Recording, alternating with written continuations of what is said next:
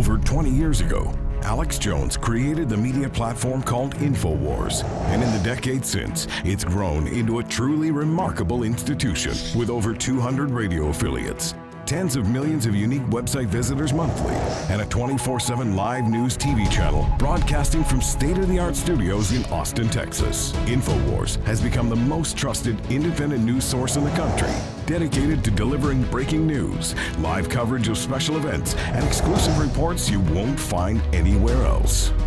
While the old guard media struggles to maintain supremacy in a landscape rocked by innovation and technology, InfoWars has been at the forefront of the information revolution. From 8 million radio listeners, over 2 million YouTube subscribers, or the billions of views of our online content, InfoWars proves dominant in every facet of media we enter. For the hardest-hitting reports, uncompromising analysis, for high-profile interviews and bombshell revelations, accept no substitutes. Demand truth. Demand InfoWars.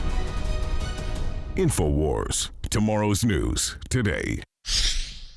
Ladies and gentlemen, we're only 41 days out from this incredibly important historical election. We have a jam-packed global broadcast lined up for you today. I want to thank you all for joining us. Remember, this is the most demonized, most lied about, most attacked broadcast in the world by multinational globalist corporations, by the communist Chinese, by the Hollywood pedophile scum, and by Democrat control freaks and criminal networks across the United States. And for good reason. They hate your guts. They hate America. They hate flyover country. They hate hardworking people. And they want to use divide and conquer to control us. And they see InfoWars as a manifestation of the spirit of human resistance against their evil. And they want to extinguish the American spirit and the Renaissance spirit and the true spirit of Christ in this country. And they know that our spirit and our will is strong. And they know that InfoWars is a serious focal point of that resistance. And so they are massing everything they can to try to destroy InfoWars and destroy President Trump, to destroy any type of organization or kinship that we have together, to understand we have solidarity. And that comes out in their internal emails. It comes out in their WikiLeaks. It came out in a new video yesterday of one of the main operatives for Twitter that always has his tweets put right up there with Trump's artificially, how we're there to sow the division. We're there to sow the discord. That is their plan, sabotage. And guess what? Interest rates have been raised 6 times since Trump got in 20 months ago. They were never raised when Obama was in for 8 years. And the Federal Reserve has come out. There's an article in Reuters saying Fed to lift rates possibly to end accommodative policy era to a good economy. That translates to stop the recovery and stop Trump. So that's the scientific way of saying it. What good old Bill Maher said about how he wants people to basically be homeless in a depression, so that people learn to hate Trump. So sabotage it is. And that's exactly who these lawless individuals are. So now it's up to us to expose this. The president must take over the private Federal Reserve. Only the president can do it through executive action, the way the Federal Reserve Act of 1913 was set up. Only the president could do that immediately. You could repeal the Federal Reserve Act, but that would take a constitutional convention, because the Federal Reserve Act was put in through that system. There's some other ways as well, but it's unbelievable to see the whole power structure against this country. And 6 interest rate hikes, and they still cannot suppress the recovery. They know it's going past 4.8% growth, and they just don't know what to do. They're so desperate to keep you demoralized. They're so desperate to sabotage you. It's just simply amazing. So when we come back from break, of course, right on time, I predicted this last Tuesday, 8 days ago, that there would be 3 more accusers, at least. And they would dole them out starting on the weekend before the vote, right up to the day of the vote. And now right on time, another woman says that in high school she witnessed Kavanaugh and Mr. Judge, his friend, pulling Amtraks on girls, pulling the train. So I guess they've been listening to too much Too Short or too much Two Live Crew. But there you go, ladies and gentlemen. Of course, everybody that knows Kavanaugh said he was a total nerd and would just study 20 hours a day and didn't even have girlfriends, but his buddy Judge did, so now they're going to tie him into all this. They said there was punch there to get the girls drunk and rape them. Yes. I mean, what's next? Kavanaugh sacrificed children? He drank their blood? Well, it kicked off at 8 a.m. this morning, and it's the Stand with Trump, Stand with InfoWars, Stand with Free Speech, Stand with America Against the Globalist. Special broadcast. We're going for 16 hours today. We're normally here 10 hours a day with live broadcasts, 8 a.m. to 6 p.m. We have a lot of other special transmissions. But today, going on all the satellites and the radio stations and everybody, we're going to be going until midnight. And we've got a whole raft of special guests. I'll give you the schedule coming up at the bottom of the hour. We're going to post that up on Infowars.com. Stand with Trump, Infowars all-day broadcast in support of saving the country. The Federal Reserve has come out and announced they're going to raise interest rates until the recovery stops. They say the economy's overheating. That means you might be able to pay off some of your debts. We might be able to pay off some of the national debt. The growth of the debt for the first time started to slow, and they just cannot have that. So they didn't raise interest rates under Obama, but they are now raising it 6 times, and they say they'll do it to end the, quote, accommodative policy era where they tried to stimulate the economy. But, of course, the policies of Obama, high regulations, only giving the 0% interest to big mega banks and large corporations, that was not meant to stimulate the general economy, but to vertically integrate it. Now, under Trump, he's gotten some of the policies changed where you're seeing record loans to small businesses, record small business startups, and that's why you're already seeing record profits in just 20 months in small businesses. That is a big, big deal.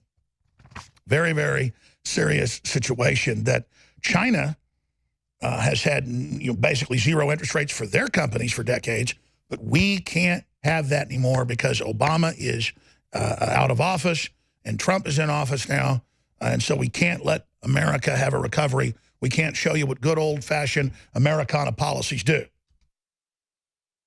Look, the economists all know what works. Trump is doing what JFK did. The same policies. The Democrats used to have these policies. But it empowers the little guy, and they don't like that one bit. Now, let me give you a boil down of what's coming up. We've got some of the amazing clips of Trump at the UN, obviously, basically calling globalism out. We also have Trump exposing the entire Kavanaugh situation as a total fraud and a con job and a hoax. We're going to go to that first here in just a moment. We're going to look at the latest Kavanaugh accuser. When I'm on target, I'm on target. Did I not say last Tuesday? And the videos at Infowars.com and Newswars.com if you want to go pull it up, or just go to real.video. And it's there as well. Alex Jones predicts Democrats are going to roll out 3 more female accusers. And now we have the 3rd accuser right on time. This is such a snowball. Hell, I might be wrong. You might have 150, by Friday with the vote that Senator Grassley has scheduled. I mean, there may be women coming out saying that they saw Brett Kavanaugh literally put suicide vests on children and have them march in and blow up churches. Oh, I'm sorry, that's Islam, so we can't talk about it. I mean, they may say they saw Kavanaugh sexually mutilate newborn girls. Oh, I'm sorry, that's radical Islam again. They may say they saw Kavanaugh at spirit cooking events drinking blood and worshiping Aleister Crowley. Oh, no. That's John Podesta and the Democrats. Hell, they may say Kavanaugh was a lawyer that represented hardcore child rapist, and that Kavanaugh bragged as a lawyer that he had helped cover it up, knowing the child rapists were guilty, including 7 men that raped a 11-year-old girl till her cervix was smashed. I'm sorry, that was Hillary. We may learn that Kavanaugh flew on a jumbo jet 29 times without the Secret Service, with a convicted pedophile that was videotaping world leaders having sex with little girls to blackmail them for Robert Mueller. I'm sorry, that was Bill Clinton again. But see, none of those confirmed things matter. It's all these 36-year-old, no corroboration, all the stories fall apart. That's what we should be talking about. Not Hillary saying she came, she saw Gaddafi died, and hundreds of thousands died, including little girls put into sex slavery. No. It's the moral Democrats, the ones that want to sexualize your children through Hollywood. They're the ones that want to stop the evil, first in his class in college, first in his class in so many ways, and known as a total nerd who was a virgin till his last year of college, according to all these witnesses and everyone that knows him on record, and his own calendars showing that none of this is true, and his house and his buddy's house wasn't where she said it was. It doesn't matter, because Antovetti, a truly ferret-like man, a true scumbag, he says it's true. So that is the end of it, ladies and gentlemen. He says this latest woman is courageous and brave and just amazing, and all the feminist dog whistles that are totally fake of the women kept in slavery by the Democratic Party. Why did she go to parties where she said they ran trains on girls, gangbangs? Now she calls it rape, but she never called the police or told anybody. And then she said she didn't like the parties because of the punch, so she wouldn't drink it, but still she went back a whole bunch, and then she got raped. Now, I'll tell you, I was at high school parties and stuff where people got drunk, and I was never around spiking things with drugs, but I mean, everybody knew there was Everclear in the punch. Most of the times I went to those things, I wish I wouldn't have gone to them, because I didn't end up, face down in a hallway or something. There wasn't a lot of sex happening because people just got drunk and threw up all over the place. But that's not the kind of guy Kavanaugh was. I've always admitted it, that I partied quite a bit. Not into drugs, but, alcohol was flowing freely. And there was vomiting going on, not sex, at least those kind of parties. I mean, I did have girlfriends, and I was promiscuous, and I'm not saying that's a good thing, but it was all consensual. This idea, though, that, there were parties and there was drinking, and then there's no witnesses of him ever at any of these parties. It's crazy. And the president knocks it out of the park. This is a giant con game. This whole thing has giant holes in it. And it's all the 11th hour, 58-minute. This all gets rolled out now, not 8 weeks ago when Kavanaugh first got announced. Let's go to the president. I think he's just a wonderful human being. I mean, I think it's horrible what the Democrats have done. It's a con game they're playing. They're really con artists. They're trying to convince. They don't believe it themselves. Okay, they know he's a high-quality person. They don't believe it. It's just resist and obstruct. They're playing a con game. And they play it very well. They play it actually much better than the Republicans. They're lousy politicians, and they have lousy policy. They don't know what the hell they're doing. They want to get rid of ICE. They want to get rid of law enforcement. They don't want to take care of our military.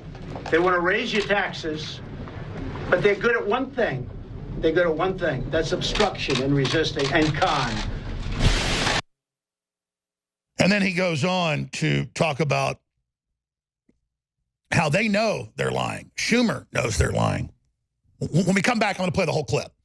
But we're also then going to get into, as I said, Trump going to the UN and being laughed at. But I've watched the video several times and listened to it. Most of it sounds like good-humored. So I don't think this is like him being laughed at the Correspondents' Dinner or other places. But that said, so what? The man in the arena gets laughed at. The man changing the world gets laughed at.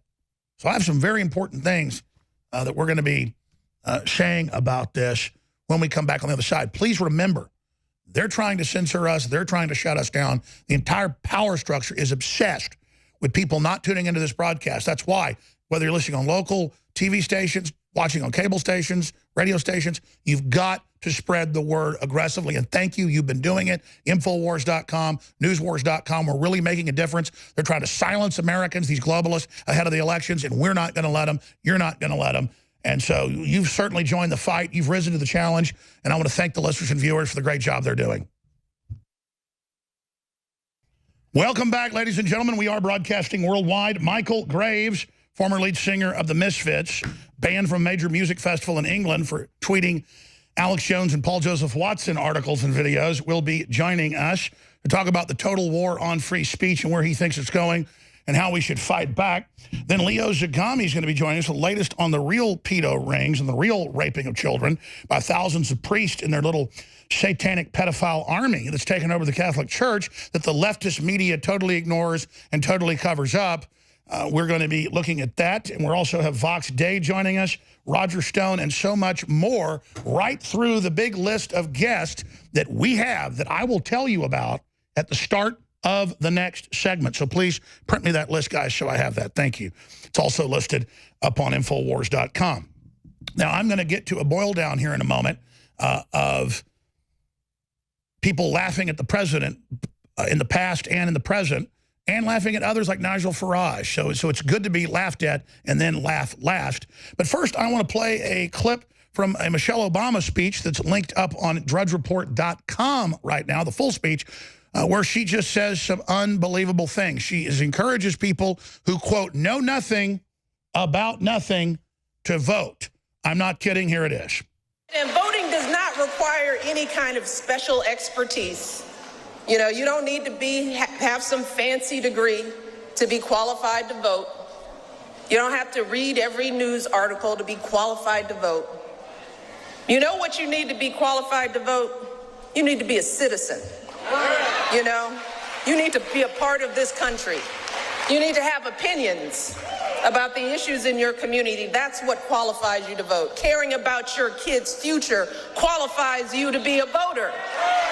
Wanting a say in what happens in this country qualifies you to be a voter. So don't be intimidated. Don't let somebody intimidate you from being a part of this process. I've been voting since I was 18 years old. And trust me, I didn't know nothing about nothing at 18 years old. But you still how to control slaves now, don't you? For the big mega banks and the Chi-Coms, the biggest slave masters on earth. Oh, we're intimidating you from voting. Bull. It's the Democrats out intimidating everybody. Here is President Trump at the United Nations yesterday. I think more being laughed at because what he's saying is interesting, but also he's in David Rockefeller's house, the big headquarters of globalism, in the lion's den. So you decide for yourself. 1 year ago, I stood before you for the first time in this grand hall. I addressed the threats facing our world, and I presented a vision to achieve a brighter future for all of humanity. Today, I stand before the United Nations General Assembly to share the extraordinary progress we've made. In less than 2 years, my administration has accomplished more than almost any administration in the history of our country. America's so true.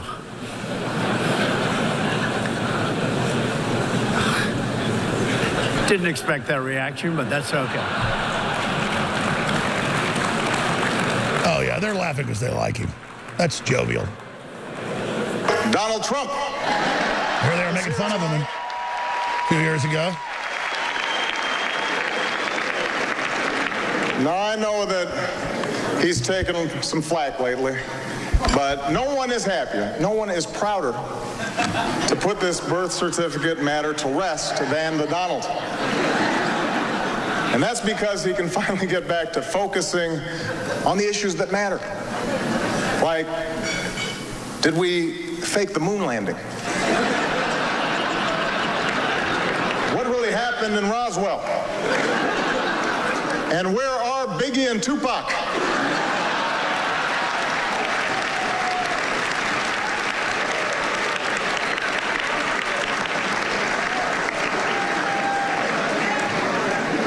kidding aside, obviously we all know about your credentials and breadth of experience.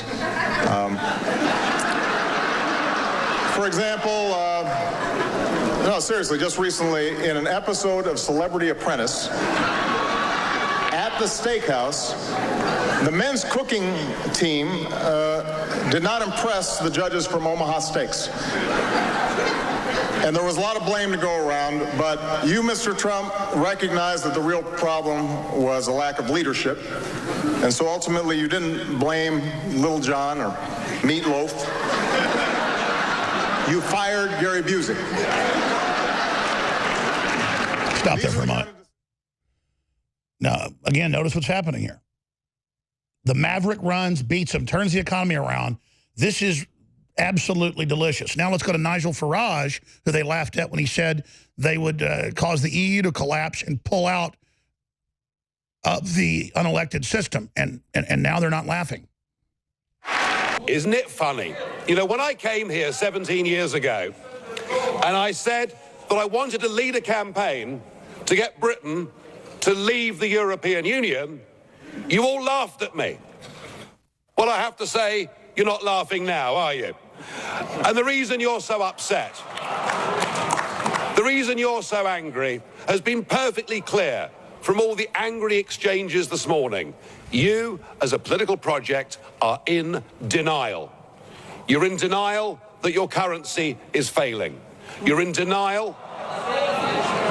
Well, just look at the Mediterranean.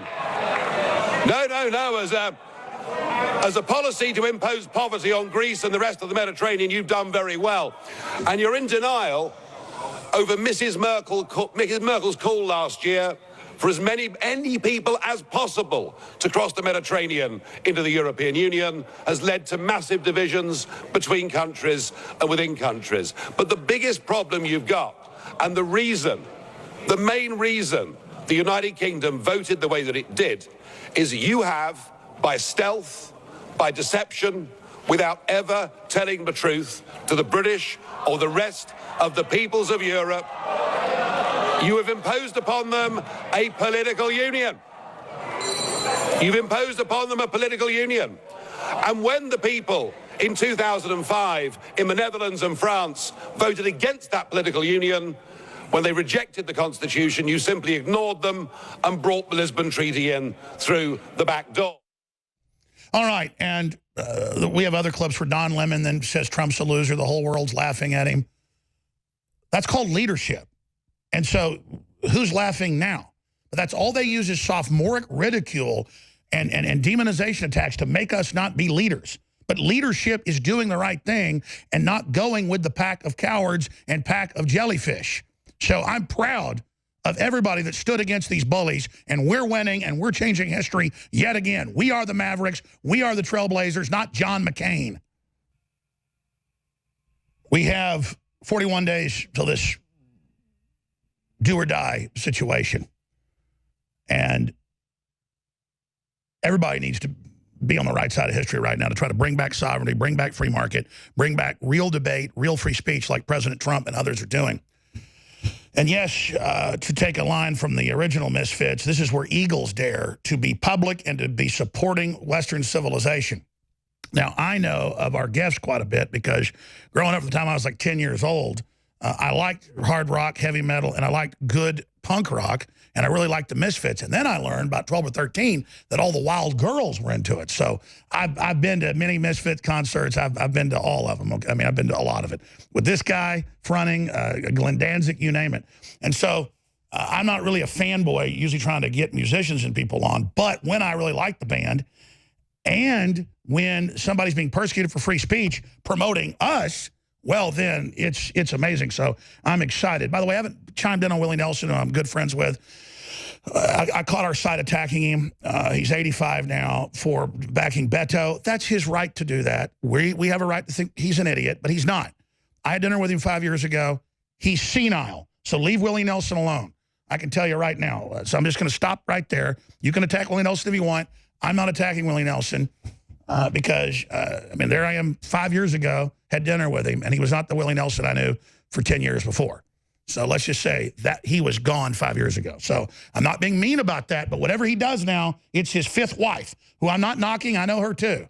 Okay, let's stop there.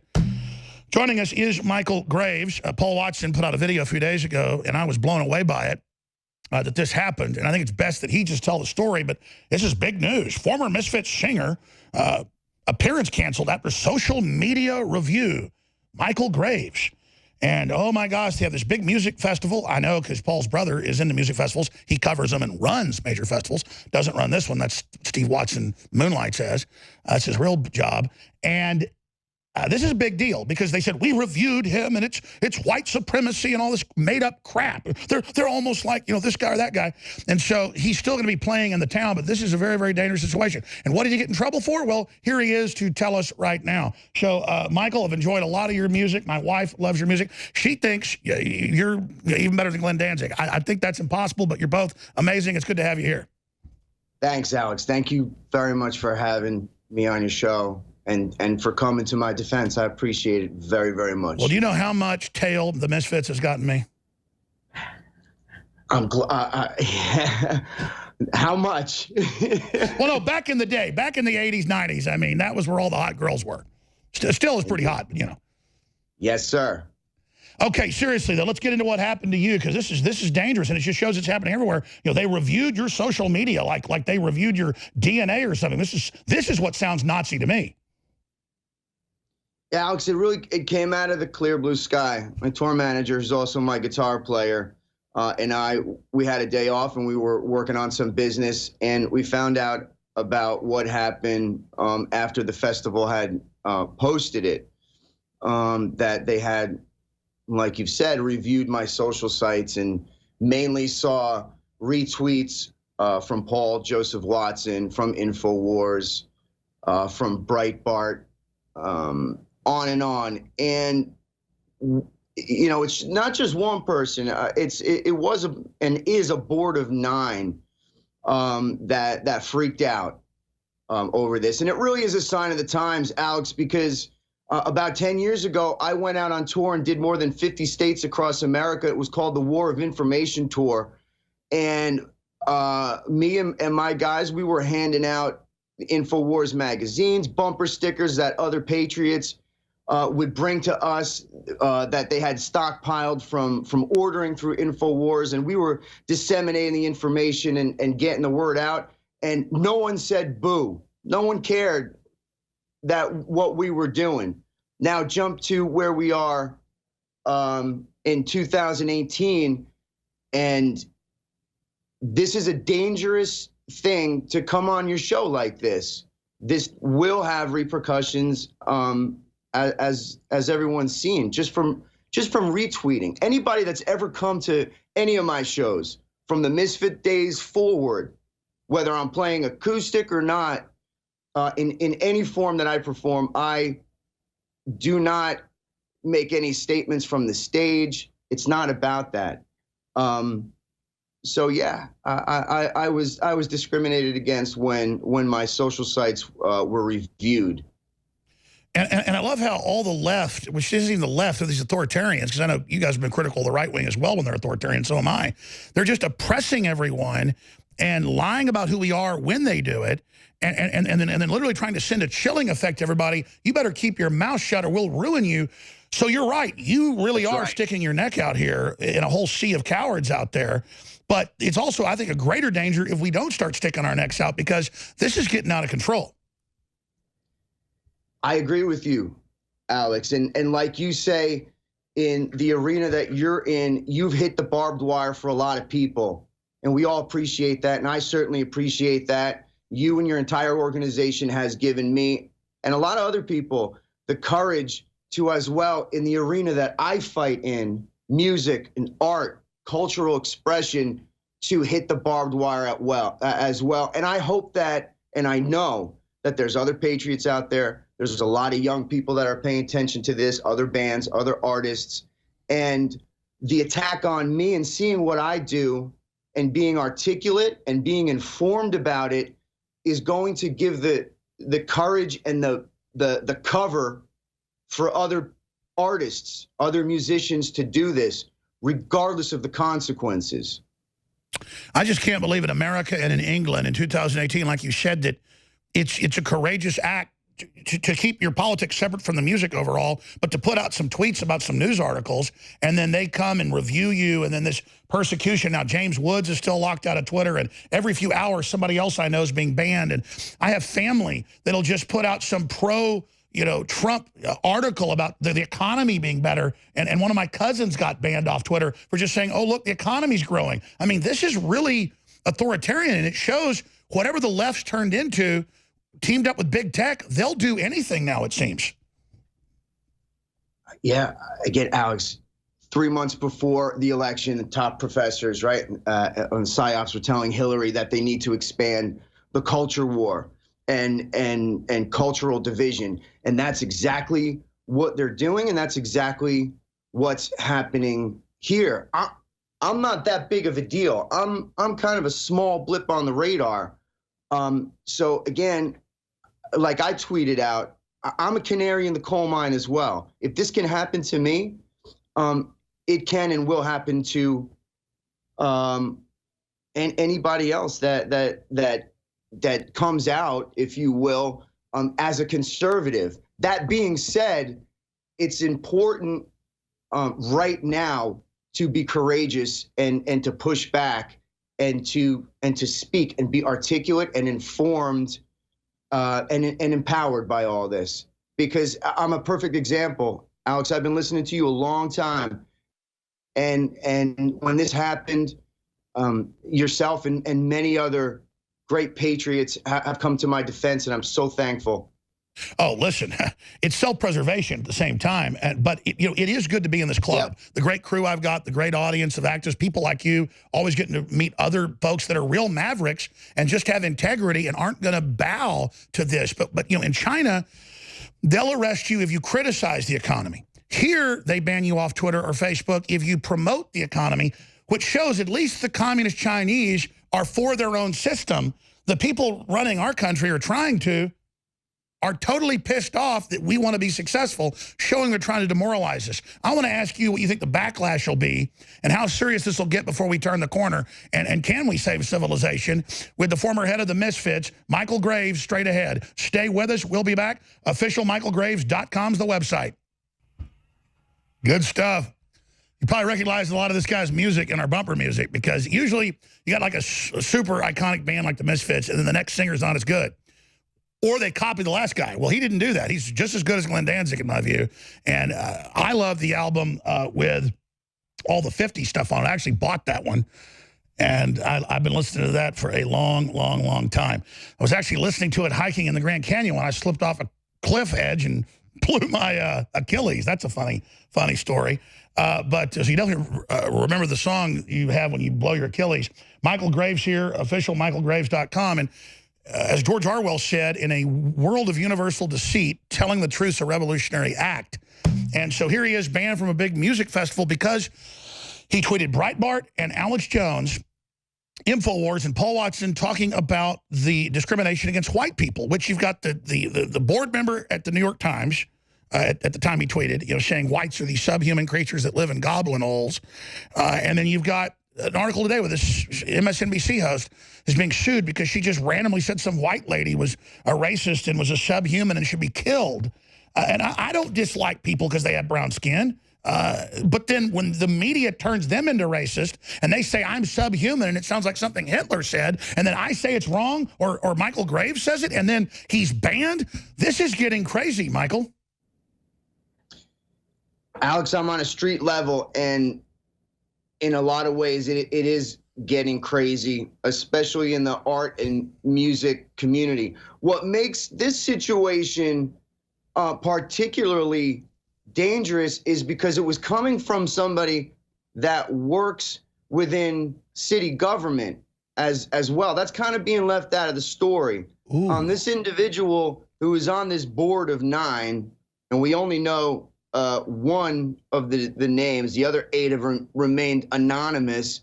But this individual is the director of cultural services in the city.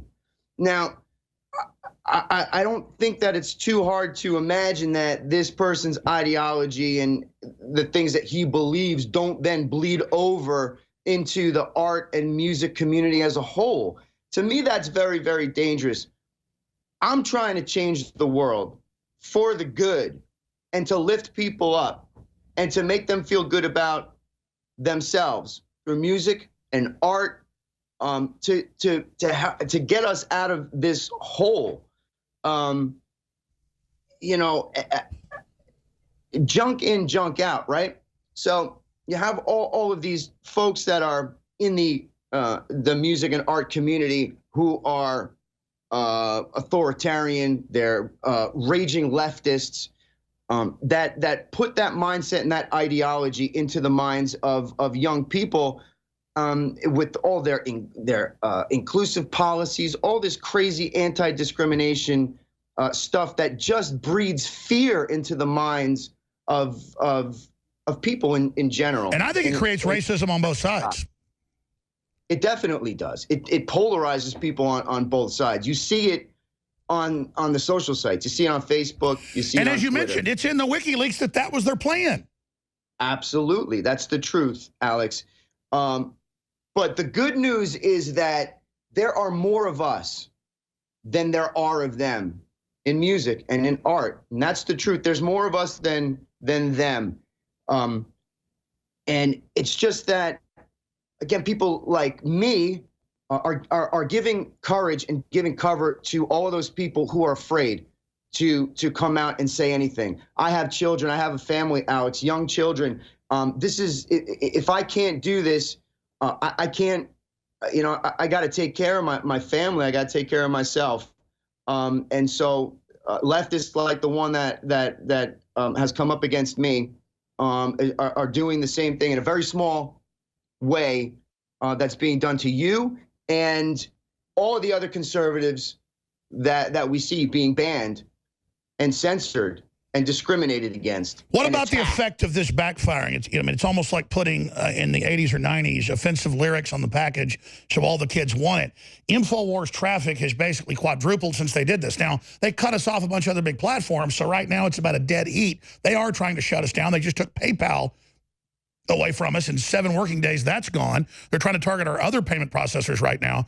So they're going after us. And you mentioned the key here, and then we'll get back into that question that I just asked, that I have big tech working with the Democrats, and they have hearings in the Senate and House saying, we want Alex Jones taken off the air, and the executives go, we'll get right on that, sir. And then a month later, I'm banned. So I'm watching C-SPAN. They're lying about me, saying things I never said, using the straw man to then ban me, and they admit then, once we get Jones, we'll be able to shut anybody down. And now it's happened.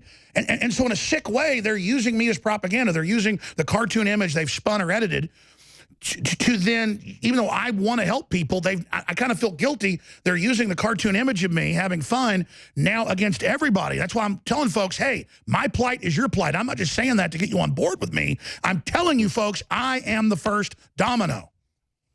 Brother, you are enemy number one. You are enemy number one. And they have weaponized language. So you say Alex Jones, and people freak out. Doesn't matter what you're saying. You say Alex Jones, InfoWars, people freak out.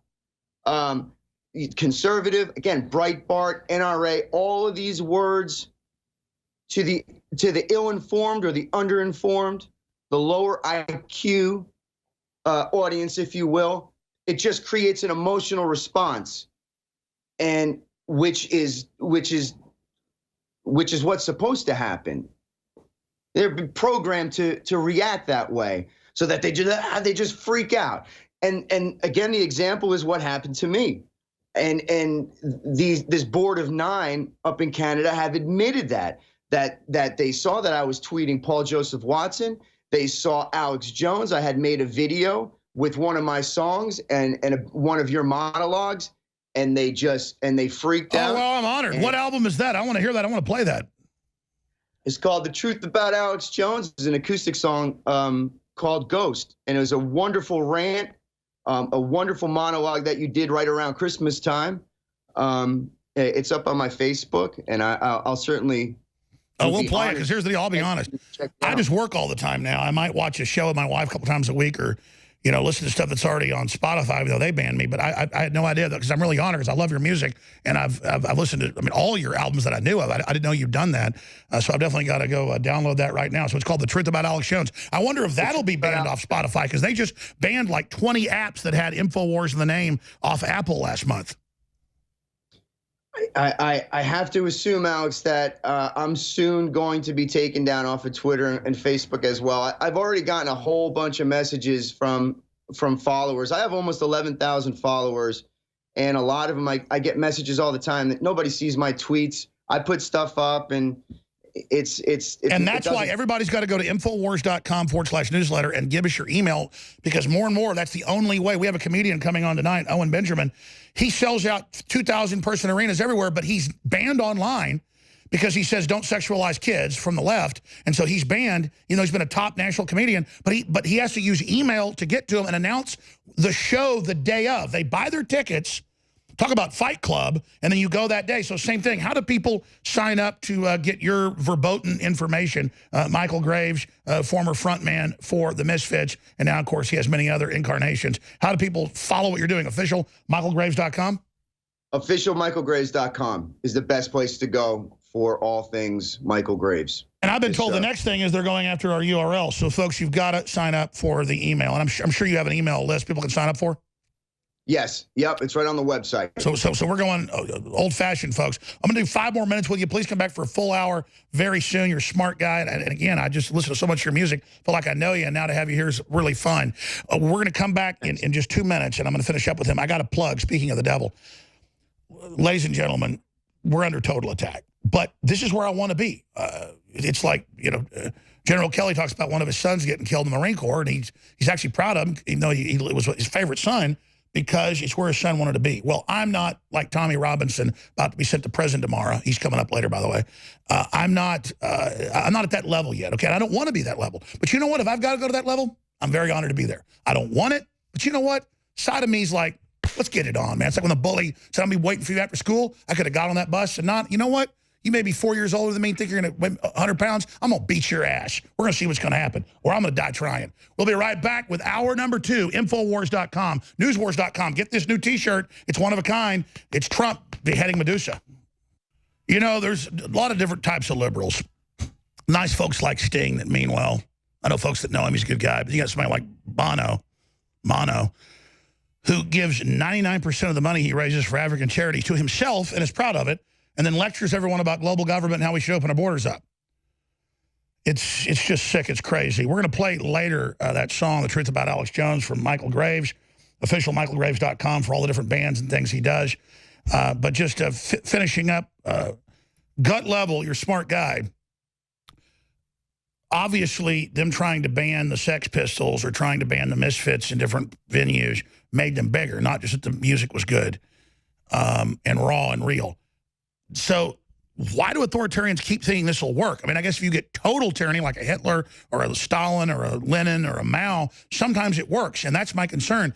They think with big tech and this combination with government and Hollywood that they can go all the way, but the only way they're going to succeed is to go all the way, and you read their white papers, they say they're going to go all the way. So I think people need to understand this is do or die now. What's your gut level on where this is going? I believe that we are going to have to continue through the fire. I don't believe that the leftists are going to let up. They say that they're not going to let up. And again, we have to just be strong and courageous and keep that attitude of victory and love and lifting each other up as we are. And just the way that we've been doing. I'm in the game of, again, lifting people up. And one of the reasons that InfoWars is so important to me as an artist, because I as well am a great communicator. And in order to effectively communicate, a cleaner, attuned vision, there's that synergy of mind, body, and soul, Alex, and your organization has all of those things to through your products that I use on the road. I have my Silver Bullet. I have my iodine, my Supermount Vitality. Like you, I'm working all the time. From the time I open up my eyes to the time I go to sleep, I have to be on stage. I perform at a very, very high level. But that conveyance of emotion and spirit comes from the core of our humanity. And your products that enhance our mind, body. Well, I mean, I appreciate that. You know, they are great products, but you're in a lot better shape than I am. So that means a lot. What do you think is going to happen if they lose the midterms? Because you're right, they're getting more and more crazed. It's their religion. They're getting more and more violent. Then they say we're violent when we're not. How do you think this ends? Well, I believe in what the Bible says. And so I believe that at the end of the day, we're going to be victorious. If we lose the midterms, we're in big trouble. I think we're in deep doo-doo. No, I agree. Because the left are saying exactly what they want to do to us. Look what they're doing to us right now. It's not going to get any better if more of these people assume power. The struggle is right before us, and it's clear as day, and it's just going to get worse. God forbid the left wins the midterms. I agree, because they've said they're going into pure tyranny. They're going to roll it all up. Michael Graves, officialmichaelgraves.com. Join us in the next few weeks for a full hour if you're ever in Austin. I know you guys come to Austin sometimes. Please come in here, because we love the work you're doing, and I love your music already. So talking to you, I wish I'd have known that you were a fan years ago. We'd already had you on, a big fan of your work. So thank you for my family, because I know you say, oh, you're just at a junior level doing this. No, everybody standing up who's in the public eye and being persecuted, we're all equal when it comes to this, on this continuum. And so for my children, my wife, my family, thank you for being a real man, and we really appreciate you, and I look forward to having you back on. Alex, thank you. God bless you, your family, your entire organization, everybody associated with you. Alex, thank you. Thank you. God bless you. Guys got a lot of spirit. You can hear it in the music. All right, find out more at officialmichaelgraves.com. We're with Infowars.com and Newswars.com, the most banned transmission in the world, straight ahead with critical intel. Stay with us. We'll be back. You know, when I hit a hole-in-one, I will tell you.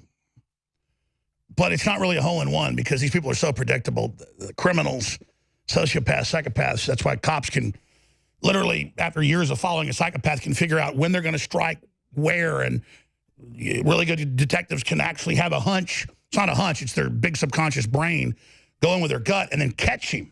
That's happened hundreds of times in the U.S. It happens in Europe. People literally learn how to get in the mind of it. And I said last Tuesday, they're going to roll out more women. I'd say one on the weekend, probably Sunday night, about 7 o'clock. I played this yesterday. And then I said another day or two later, and then right before the vote, I said at least 3. Well, it's now 3. It's now gang raping. Meanwhile, all the other witnesses, now it's over 100 women have gone public saying, I knew Kavanaugh. I dated him. He wouldn't even kiss. He was a total nerd. Meanwhile, ladies and gentlemen, you have almost no news coverage of the Pope. I meant to play this video yesterday, running out of a press conference because they kept bringing up sex with children. His deputy Pope is on a secret trial for over 100 trafficked little boys. You've got all these other cardinals busted, 3,000 priests, unsealed indictments, you name it, just in Pennsylvania. This is getting insane. And meanwhile, the left, though, they hold up Bill Cosby, which, if you really look at that, folks, it's a setup, because he was a conservative. He didn't play ball with the globalist. I'm not defending him. I'm not saying it's perfect. It's seedy. It's weird, but women go to a house. They take the drink. They take the pills. They go to a poker party at a hotel room with a bunch of dudes, and then they're playmates. I mean, you know what playmates are. They're hookers. I mean, that's a known fact. It's high-level hookers. And I'm saying, fine, send Bill Cosby to the electric chair. Firing squad his ass. Seriously. But then let's get Bill Clinton in trouble for flying on the Lolita Express with little kidnapped girls. Let's Hillary supporting known convicted pedophiles and protecting them, and everything else they've done. And the Vatican taken over by this vampiric cult that energetically sucks the energy off children. That's what it is. And I told you under Trump they'd start getting busted worldwide, and they are. arrests of pedophiles are up 15+ fold. You'll see hundreds of arrests here, hundreds of arrests there, children caught in cages, dead bodies, and it just gets, the cops bust them, the witnesses bust them, Trump's green-lighted it, but the courts, it stops. So Leo Zagami joins us to get into this. He, of course, is from an aristocratic family, and he's friends with Berlusconi, and he first, 5 years before the current Jesuit Pope was in charge, said he'd be the Pope, said he would start announcing, we shouldn't have popes for life once they're elected. We should step down, which is now what they're saying. And so he's got, let me tell you, I've been to the Vatican with him, and, you know, he's got a lot of pull there with the patriots that are in there. There's not just evil there. You know, there's some good people there as well. So Leo is the consummate insider, and he has been in the Islamic secret societies, the Christian secret societies, the P2 Lodge. He's in all of it. In fact, when I was there, and you know, and I agreed not to get into any details, but he took me to some of the castles and, you know, facilities and things. In fact, he was going to take me to more, but I was exhausted because, you know, you're already 7 hours back when you're from Texas, and so it's the, you know, equivalent of, you know, you're totally exhausted, and then it's already midnight there, and you're tromping around under a full moon in Rome going into castles. But Leo Zagami is with us right now. You can see all those interviews, but our YouTube channel's gone. We'll have to re-upload those. But Leo, what an incredible time. You know, for me, the way the left claims men and women having sex or men and women together is this dirty, bad thing. But then they want to now say babies aren't boys or girls at birth. They want to inflict them with mental illness from birth. They're targeting children because they can't fight off the pedophilia. They use the transsexualism as the cover for that, quote, educating the children. And then they look at Kavanaugh and they say, oh, but he's the devil. And they just escalate these charges. And then all the witnesses say none of it's true. What do you think's really going on here? And then I know you've got some big developments on the main high priestess of the Aleister Crowley movement. That's coming up next segment. Who's in the John Podesta emails. She supposedly got assaulted, a pitcher smashed over her head by some activist. Was that a staged event? But again, this is the woman that supposedly is a vampire priestess. They all bragged that, oh, she's like 80 years old, but she looks so young. Give me a break. Got a rubber chicken head like Joan Rivers did. So Leo Zagami of leozagami.com, best-selling author. Thanks for joining us. Hello, Alex. It's great to be back on the show. Regarding Marina Abramovic, apparently it was a genuine attack. I mean, she was shocked. This canvas was broken on her head by this Eastern European artist who in the past has challenged other artists. Well, let's get to that next segment then. I was just throwing out possibilities, and you're the expert in Europe. I deferred to your... Regarding scoop of the moment, Alex, there is a really big one. The Pope has said himself during a comment regarding John Paul II that John Paul II is considered a saint, while he himself is a devil. He said, John Paul II was a saint. I am a devil. This is between brackets what he said. So he actually admitted he is the devil, and he did it while he was traveling Saturday to Lithuania. So, I mean... Oh, wait, that's Associated Press. I forgot. That's the headline. Quote, Pope admits that he's the devil. So there's your quote. Let's put that up for people. In fact, we should have started with this. We'll get to the Aleister Crowley priestess in a minute. Leo Zagami, please start over. So, as I said, while he was traveling to Lithuania, he was presented with this book, I think, on John Paul II. And during the conversation with the journalist, he said basically that John Paul II was a saint and he was instead a devil. So, I mean, he himself has admitted that he's really something totally different from John Paul II. And his deal with the Chinese is gathering more and more controversy because the emeritus bishop of Hong Kong, Bishop Zen, has heavily criticized this agreement. Basically, what Pope Francis has done in China, he has given his underground church to the Chinese authorities, who have already nominated their own bishops. And that means basically it's like bringing people to a concentration camp, because you know that... And let me stop you, because you're so on target. The Pope has declared himself, I am the devil. Revelation is now being fulfilled. We'll pull the verses up.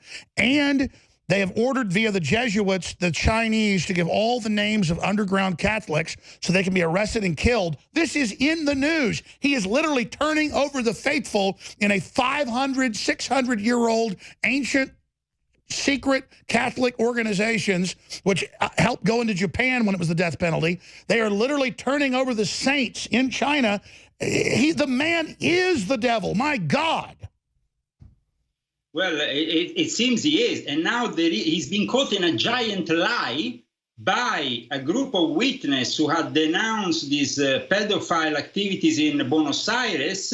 And there is a documentary that was published on the 13th of September by LifeSite News, I think. And basically these witnesses are denouncing Pope Francis, and they're saying that Pope Francis published a book in 2010 when he was still Archbishop of Buenos Aires. And he completely lied. He said, we never had a case of pedophile here in our diocese. He lied. And now these victims are they're bringing forward their testimony. So we're going to talk about that, but the big bombshell here is, why would he, we come back, get into the context. We have the Associated Press, but you're there in Rome.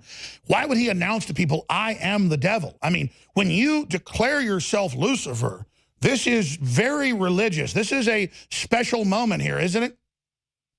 Absolutely, and we couldn't expect something different from a Jesuit. I mean, from an order that for the first time places their own priest as the Pope, and now he declares himself the devil. This is a revelation, of course, of things to come. And I had already written about it in my book, as you know, Pope Francis. Let's talk about it, because in lesser magic, it is a declaration of blasphemy.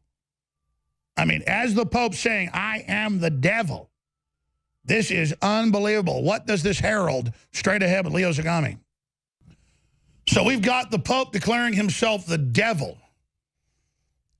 in public. We've got giant pedophile rings run by the globalists that have taken over the Vatican and the Catholic Church getting caught everywhere. We got pedophilia coming out of the closet in leftist publications saying your children belong to us. Hospitals saying we won't call kids boys or girls. We're going to totally brainwash them and mess them up, because that's really what the devil wants control of sex for, is to end procreation. And then you've got Leo Zagami, Vatican expert, who predicted all of this, first said that this current Jesuit head would be the Pope's 5 years before he was, wrote books about it. You've got, on top of it in Europe, the high priestess of the Democratic Party. She's admittedly worshipped by the Clintons, worshipped by the Democratic Party, by John Podesta. She's in the WikiLeaks, getting a painting smashed over her head in Europe. So, Leo Zagami, take it away wherever you want to start again, because this is all just wild what's going on. The corrupt coup in the Catholic Church, I think, is close to being undone, or is that a wrong statement? Well, they are having difficulties now in finding a replacement for Cardinal McCarrick, because first it was supposed to be Burr, then Kupik. Basically, all these cardinals have skeletons in the closet. So the U.S. Catholic Church at the moment doesn't have a real leader, because most of them were nominated by Pope Francis, and they were pedophiles, or they were covering up pedophilia, but they were bringing huge amounts of money in the Vatican, and for this reason the Pope closed an eye, like he always has. At the same time, we have, of course, this link with the Democratic Party in America as well as in Europe. And there is figures like Marina Abramovic that last month in Italy participated to a controversy regarding the immigrants, and said that she even made this poster where she said that we are all in the same boat. And now she was attacked in Florence, and Florence is an occult city. Florence is a city with a real tradition of black magic. We had the Monster of Florence, of course, everybody knows about that. But of course, there is also other links to Satanism in Florence. And suddenly in Florence, we have this attack with a canvas where there was painted actually the image of Marina Abramovic by this Eastern European guy, mysterious Eastern European guy, who apparently is doing these acts of let's say, inspired acts in some way against these And I saw, is it accurate, because I read it in the papers, that he said, you're bringing a satanic ritual to this city, trying to bring in basically the devil in the end of days. That's why I'm opposing you. And he's a well-known provocateur. He's an agent provocateur, of course, of art, but we know that Marina Abramović is much more than an artist. She's the high priestess of occultism. She started her days back in the ex-Yugoslavia. Yeah, well, start with that, because literally in the WikiLeaks, but also George Soros, his son, they worship her. And she is into Aleister Crowley magic. They think she's like a vampire and is younger than she is. I think she looks like a sack of crap. Looks like a big, disgusting maggot with that. Ugh. Anyways, I can't even look at her. But why do they worship this pustule? Well, she comes from a sort of aristocratic occult background that was also linked to the Soviet Union. At the time, she was a very privileged person in Yugoslavia. And from a very early age, she started to get involved with occultism, and she also embraced the philosophy of Aleister Crowley through a guy called Michael Berthiaud, who is based in Chicago. And he's an homosexual. At the same time, he's a bishop, self-declared, of course, homosexual, but he runs this homosexual secret society called the Coronzon Club. So, and at the same time, he runs also another secret society that had a branch in Yugoslavia that, of course, Marina Abramović started to participate to meetings. And, of course, she discovered Aleister Crowley's philosophy, but also she discovered Michael Berthiaud's approach to modern art, using modern art and performance art to promote Satanism. So what this guy is actually saying, this provocateur who broke the canvas in the head of Marina Abramović, is absolutely true. She's not only promoting performance art, she's promoting occultism and dark forces through her art. Well, that's why in her Reddit Ask Me Anything, she said, when I'm doing art, it's art, but I do these real rituals. And she's obviously been part of the rituals. I don't think she's even near the top, but she's their probe. She's their coming out individual. And, you know, I talked to Stanley Kubrick's daughter, and it was all off record, so I can't get into the details, but all hell broke loose after I interviewed her for 2 days. And we should re-upload those interviews. YouTube took them down. But he was never part of the occult, but it was everywhere. And it basically confirmed a lot of things we already knew, Leo. Well, the strange thing is that even, after this accident, the mayor of Florence, of course, from the Democratic Party, of course, a close friend of the Clintons, the mayor of Florence apologized, said, "Oh, we are with you, Marina, sorry for this. She's just an artist. She had broken a canvas on her head. Don't make a big deal out of it." Instead, of course, the mayor of Florence had to endorse her and give his support, because she is definitely an idol of the left wing. And she's politicizing her art, not only using it for occult means. And this is becoming more and more evident. We come back with one of the leading experts in the Vatican in the world. And I knew who he was 15 years ago and read some of his books and thought, when it all came true, and went and met him in Rome, he's just amazing. We'll come back with Leo Zagami on the other side. Get Bravanovich off the screen. I can't look at her anymore, that mental illness, that demon creature. Before we go any further, remember, we're doing a special 16-hour broadcast today, right through midnight tonight. I'll be here, a bunch of big guests tonight, Infowars.com/show. If you'll just email your friends and family and neighbors and coworkers and say, hey, this is the censored show. This is what they don't want you to hear. He's being demonized everywhere. Why don't you find out what's really being said and what's really going on? And I'm taking on the devil-worshipping child molesters. And it's all been proven. And that's why they hate our guts, and they're so close to defeat. So anytime I get a little bit of apprehension here, I just think about the children and how these vampires are literally sucking their souls, and then I man up, just go to the next level. So spread the links, Infowars.com/show. They banned us on the apps, except for the Android app, and they'll probably ban that too, but you can download it. It'll still be on your phone, Infowars.com/app, and then this. Whatever station you're listening to on radio or watching on TV or cable, tell people. There are a lot of stations that have us on 24 hours a day. Get them out. We don't list all the stations because they then harass them. So you got to look in your area, find out, and then spread the word. But we're getting a lot of big affiliates, and it's neck and neck. Every time the enemy does something, it's like Newtonian physics. God just matches it, you match it. But so it's just a free will thing. And so we're going to see where this convergence goes. But separately, you see this shirt? I just loved it back from the Trump campaign. Well, it's Trump with the severed head of the Gorgon Hillary. This is metaphysical. It's political. We don't want to cut her head off for real. We already did politically. And it's a great shirt to have with Infowars.com on the left shoulder. Get yours at InfoWarsStore.com or InfoWarsLive.com or 888-253-3139. Whatever you do, don't be a spectator. Get off the fence today. We are right in the middle of a special 16-hour broadcast. We're going right through midnight tonight. A bunch of special guests, comedians, you name it. You don't want to miss it. And again, it's an act of rebellion to spread those links to Infowars.com. So crank it up. Stand up and be counted, ladies and gentlemen. Decide which side you're on. And stop ceding your energy and your will to the globalists. Make the spiritual decision to stand against him and throw fear to the side. And then like the Red Sea, the waters part.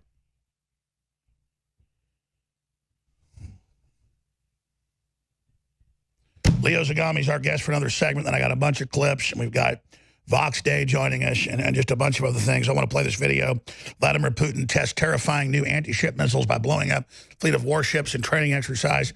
But I want to ask Leo Zagami big picture here in a moment, but I didn't plug first hour, so I need to plug or we won't be here. You keep coming through, but I don't come through promoting the products. X2 is the best halogen. It's the purest iodine you can find on the market. It's in the palm oil. It's organic. We get it from oil companies that get it at 7,000 to 12,000 feet. And it's part of the industrial sabotage we're under. That these companies always find out who we are. They try to jack up the prices and play games. And I broke the contract, so that's it for X2. It's amazing. I'm opening another company. We're working on it. Looks like we've got some ideas, but it's going to be a while till we get more in. And it'll be under a new name. When you reformulate under the FDA rules, you got to change the name. But this is the last run of Survival Shield X2. Get it, experience why so many people are deficient in it. 4.9 star reviews, 6,000 plus reviews, 98%. Nobody else has got that on Power Reviews. The sale's still up there because I'm coming up with new specials in the next few days. I've just been too busy to even do that. Like I'm too busy to plug. So InfoWarsStore.com. We have some of the new specials. I just haven't got rid of this one yet. 40% off the amazing nootropic Brain Force. People love it. It's excellent. 40% off Secret 12, highest quality organic B12. BuzzFeed tested it and said, oh, his is real clean and real good, but the best is this. Well, ours is the private label of what they said is the best in the country. What morons. Oh, and ours was $10 less than what Jeff Bezos sells. And why does Bezos have some supplements that are amongst the best? Because you want it to work so people reorder it. The point is, these are products you need. Air filtration, water filtration, non-GMO heirloom seeds, books, T-shirts, videos. I've got the new George Washington in his prime Indian War shirt that great patriots in a local military group designed and put together. It's got him with the tomahawk and the musket. So that's another bestseller. And these are limited editions at InfoWarsStore.com. Okay, that said, go to LeoZagami.com and get his amazing books. Leo, you, 6-7 years ago, whenever you wrote, I mean, I know it was 5 years before he got in, wrote the book on Pope Francis and predicted it all, and it's all come true, and the pedophile rings and everything. So give us the next future over-the-horizon view with your great radar system about what you think is going to happen next, where the world is right now, how Trump ties in, who the different big players are. But just give us the basic boil down of this epic battle, who the bad guys are, who the good guys are, and what you think is going to happen next. Well, this epic battle internal now to the Catholic Church has moved to the United States of America, as you know. A few days ago, a priest burned a rainbow flag outside the Chicago church in protest of Cardinal Blaise Kupich. And this guy is Reverend Paul Kalchik. I hope I spell his name well, because he needs our support, because he's been now removed from his office 4 days ago, after he was leading with a few parishioners a prayer of exorcism over this rainbow flag that was used and found in a parish. And apparently, it wasn't just a normal rainbow flag. It had also symbols of the Catholic Church on it. So that's why Kalchik led these parishioners in a prayer of exorcism for this flag. But of course, Cardinal Blaise Kupich with Pope Francis didn't like it. And by the way, there's no doubt that the LGBT, I don't hate any of those people for what they do, but when they go after children, it's LBGTP, and it's now a cover for pedophilia. The LGBT movement in the main, the big media, the big companies are pro-pedophilia. Well, unfortunately, the Vatican seems to be pro-pedophilia because, as I said in past shows, there is a large percentage of their clergy that is homosexual. There is also a large percentage that is participating in acts of pedophilia. And the ones who are not participating in acts of pedophilia are covering up for the ones who are doing it. And we have our media covering it up because it's in the police reports that 5-6 men are raping little 8-year-old boys. They're begging for mommy. They're pouring holy water on them. They're saying, take the holy water, the semen in their mouth. I don't want to get into details, but these are, for those that don't know, these are classic blasphemy rituals. This is a war that, of course, started when Donald J. Trump, and we announced it first here on InfoWars, started his war against the pedophilia rings worldwide. And how did you know that? Because when about a year before he got elected, you came on and said, when Trump gets in, he'll declare war. And I knew he didn't like pedophiles and had said it on Twitter and things, but how did you know? Well, because, I mean, he is very close to Cardinal Burke and to all those conservatives and traditionalists that still exist within the Vatican that you also mentioned at the beginning of the show, those people who still believe the Vatican can be saved in some way. So Donald J. Trump is really not against the Catholic Church, but against this progressive Catholic Church that is being crafted. That are taking it over with their dogma of pedophilia. Yeah, that is crafted by the Jesuits and their liberal progressive attitude. So, of course, he's against all that. And, of course, Pope Francis is the #1 enemy of Donald J. Trump in the world because him and Soros and the rest of the New World Order are trying in every way possible to censor people like us and at the same time fight Donald Trump. So this is the war that is happening at the moment. And we had a very important meeting last Saturday between Alexander Soros and Obama. This meeting is a sort of formation of a shadow government, Alex. We shouldn't underestimate what they're doing. They're preparing to kick out Trump, and at the same time, they are taking out of the closet Obama, and they are giving him this new organization, which basically is backed by Soros, to interface with all the candidates for the midterm election. So they are forming a shadow government here. They are forming a shadow government preparing for a coup. Well, I know George Soros is fading off like David Rockefeller into oblivion, but I'm told it's Alex Soros and the documents funding Antifa who particularly hates me. Why do you think Soros and Alexander Soros hate InfoWars so much?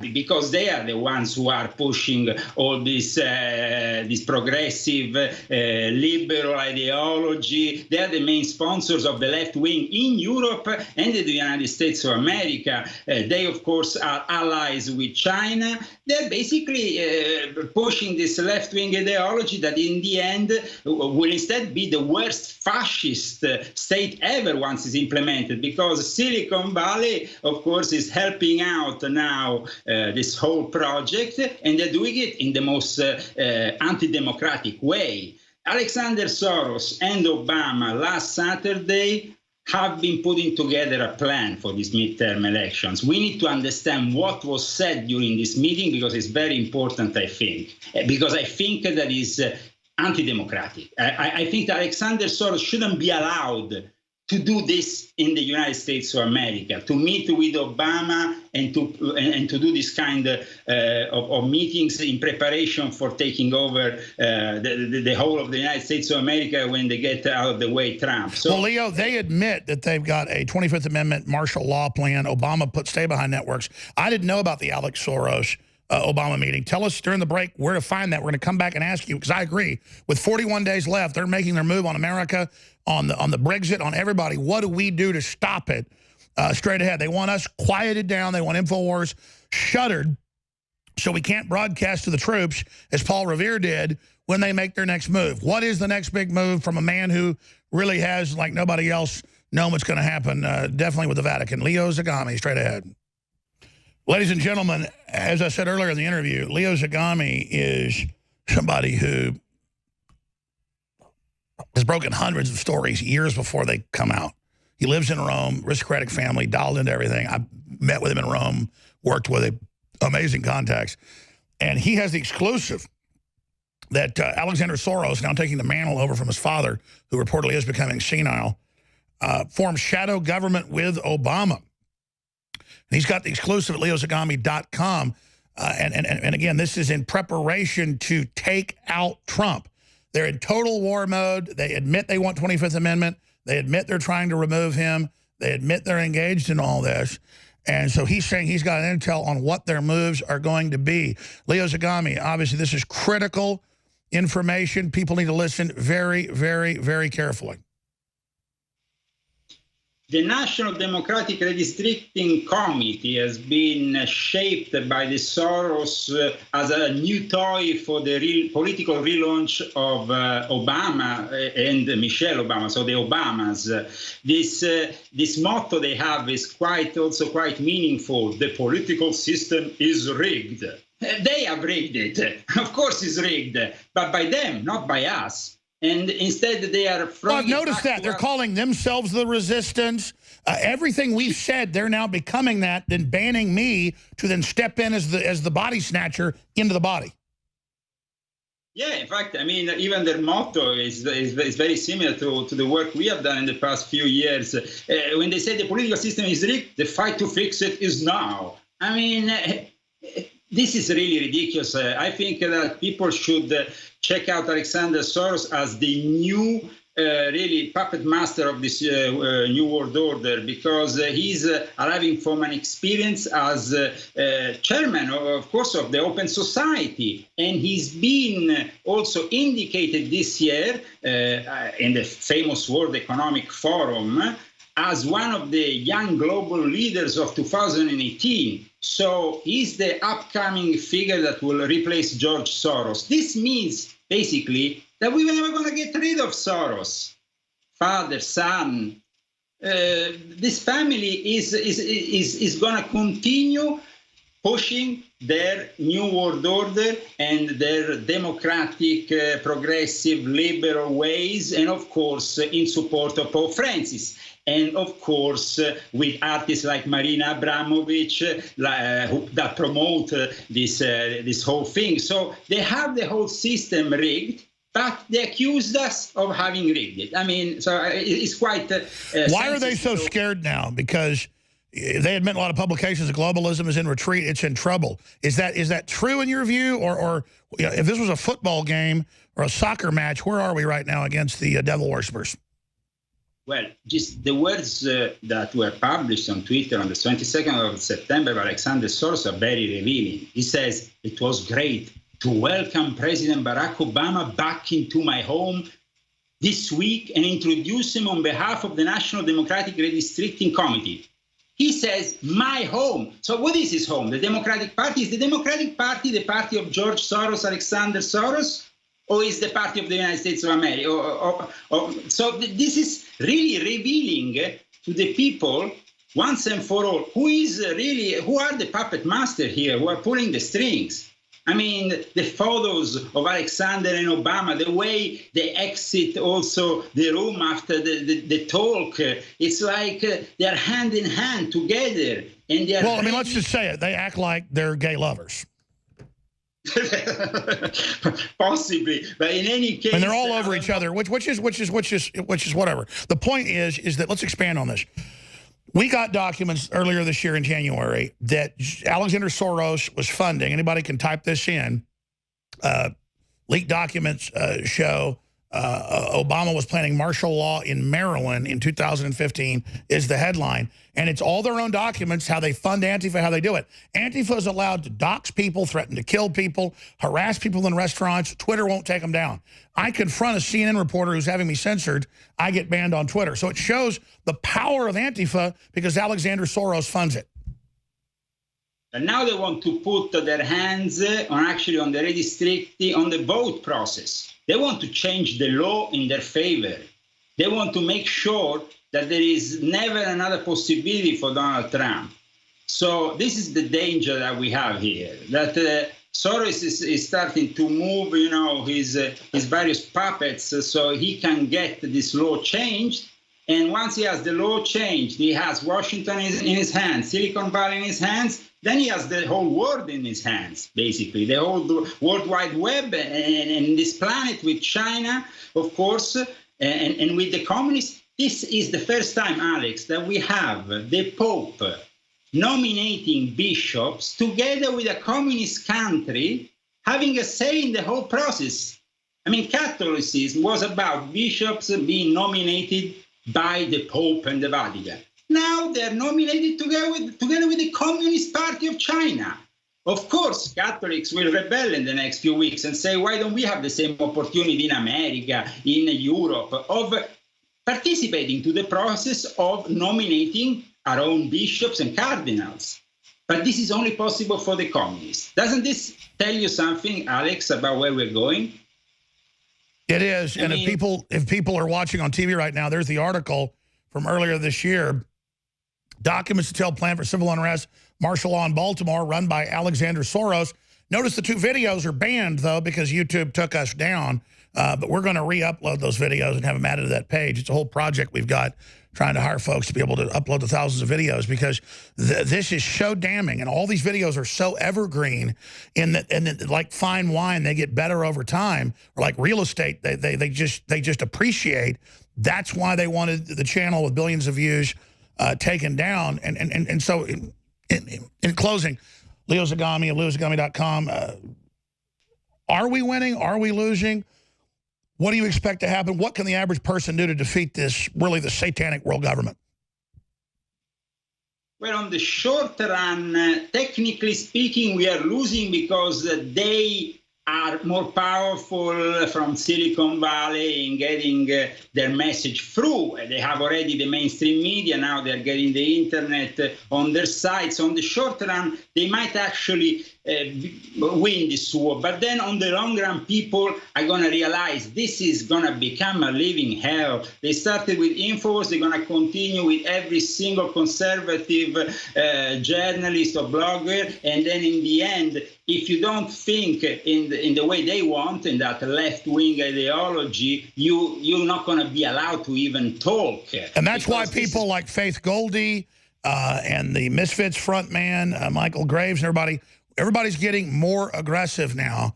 Yeah, she's number 3 in the debate. They don't have her. She goes on stage anyways. They're going to find out that the big dog is about to get off the porch, Leo. Yeah, a few days ago, I was about to go, I don't want to say the name because I feel sorry for him.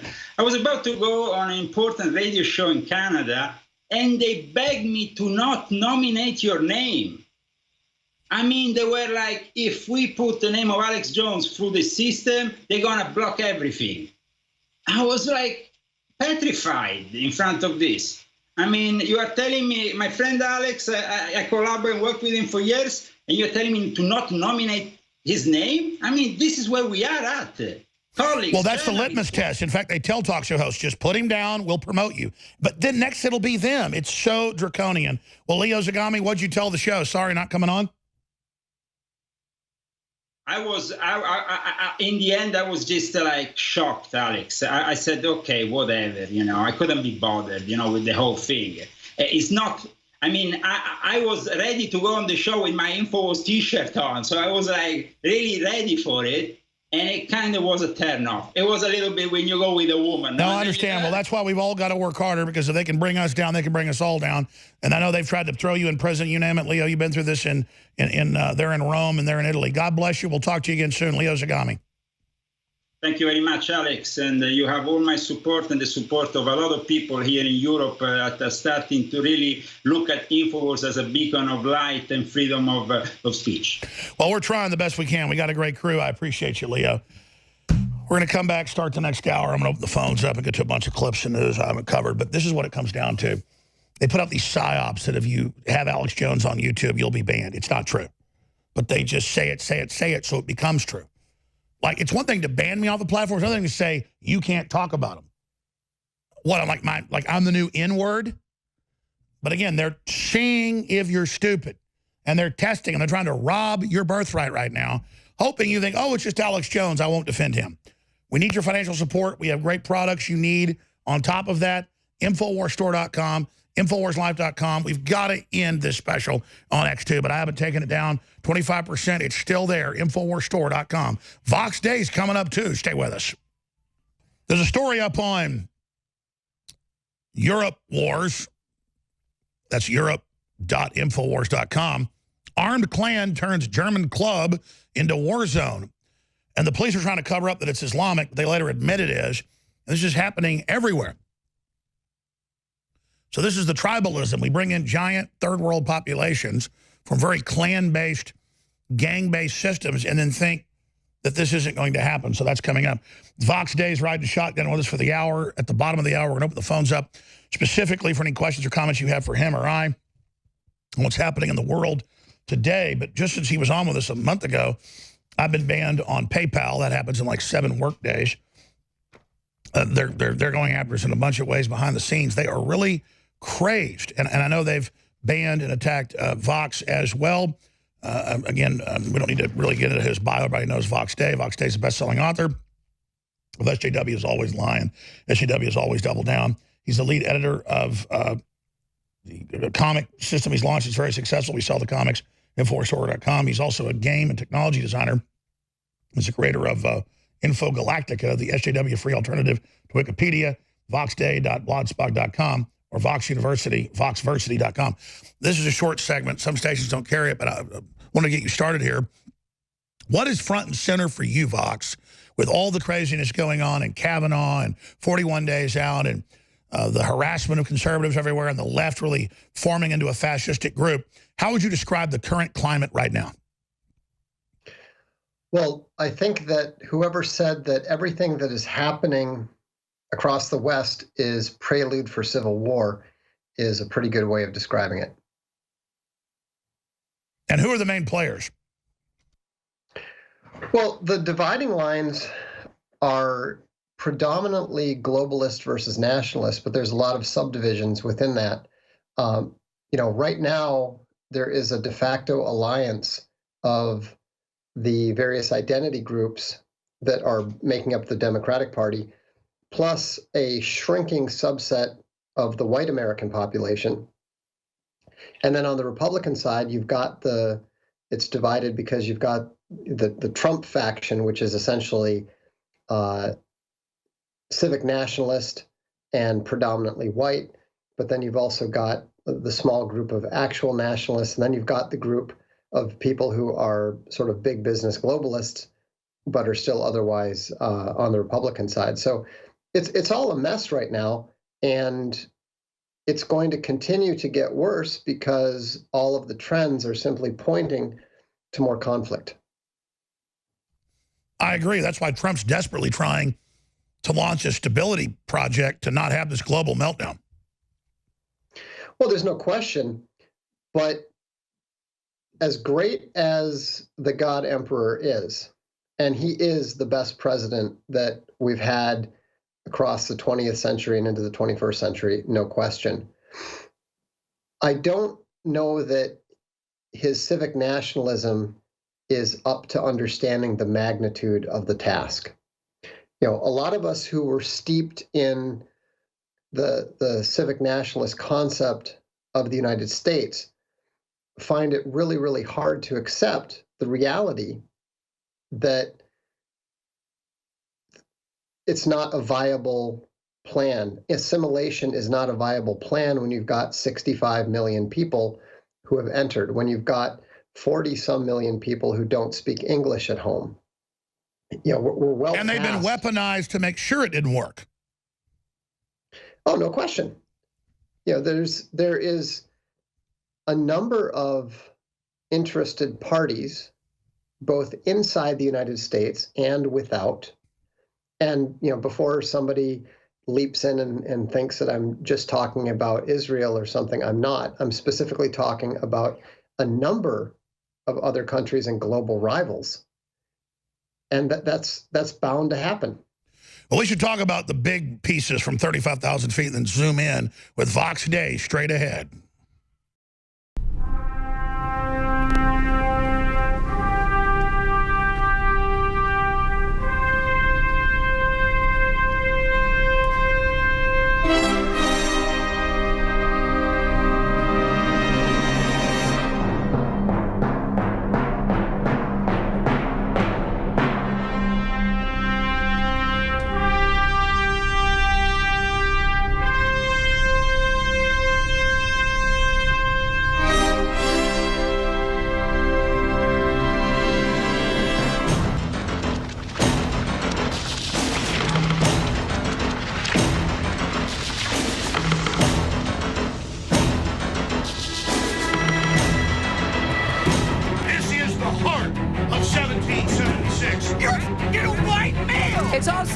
happens when you listen to the radio host, Alex Jones.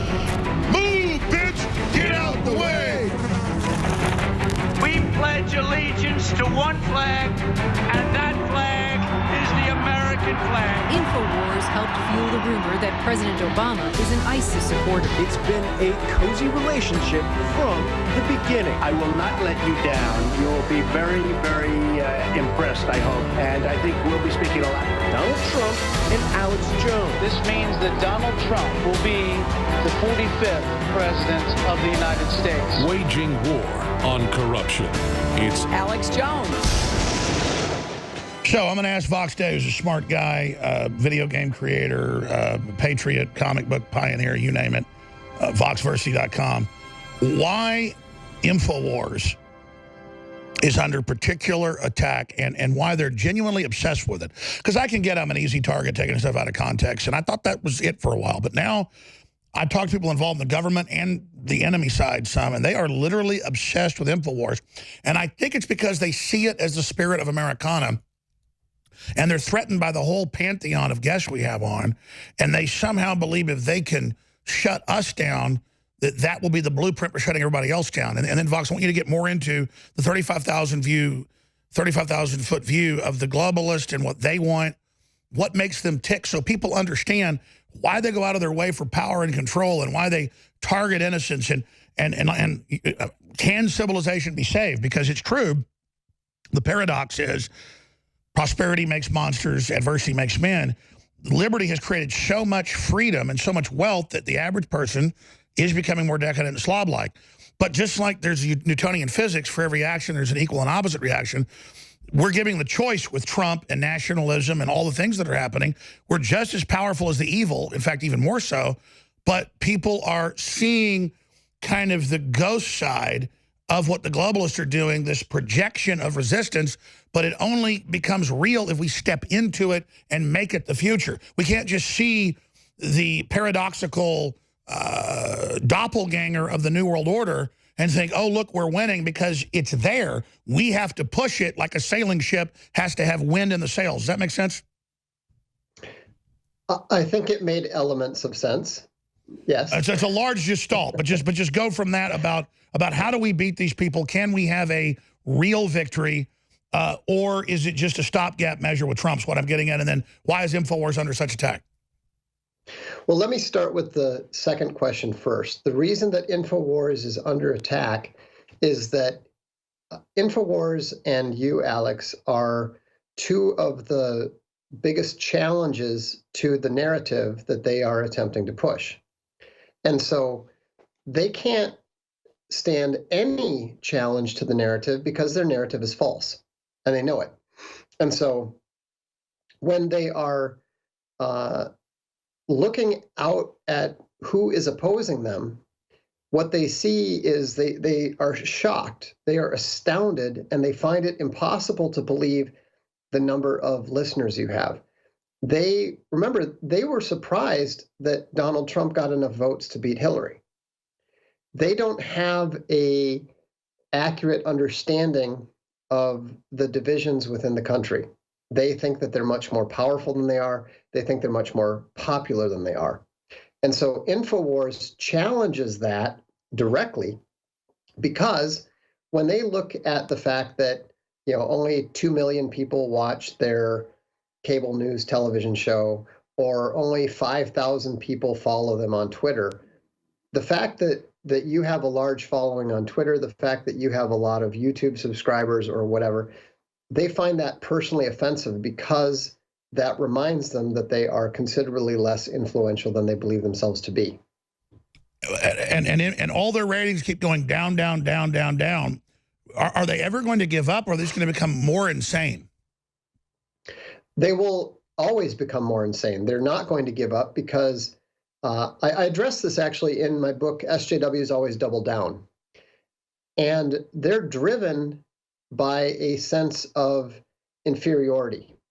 And they're driven by a sense of self-loathing. And this causes them to need an external opponent. You fill a need for them. I mean, I know it sounds funny, but to a certain extent, you complete them.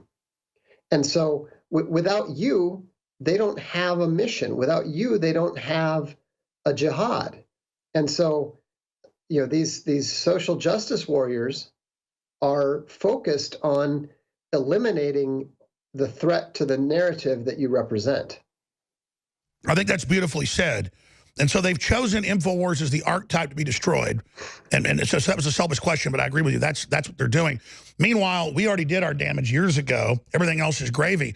I don't think they even understand the young people being brainwashed in the public schools are totally, I mean, that's what you've done with your comic books. They're already bestsellers. They're rebelling, aren't they? Oh, there's no question. It's actually kind of shocking to me as a middle-aged man who was, raised with classic American civic nationalism, very proud to be colorblind, all that sort of thing. It's been a real shock to me to listen to the way that the young guys talk in the football clubs, in the social groups and so forth. There's a reason why they've been nicknamed Generation Zyklon, because they simply do not believe anything that they're being taught in school. They don't even believe in sort of the reasonable civic nationalism that you and I tend to believe. No, you're right. They're very, very cynical, and even the minorities, who are the majority now, below 40, they don't buy stuff either. It's. I don't think the establishment realizes they have completely lost the youth.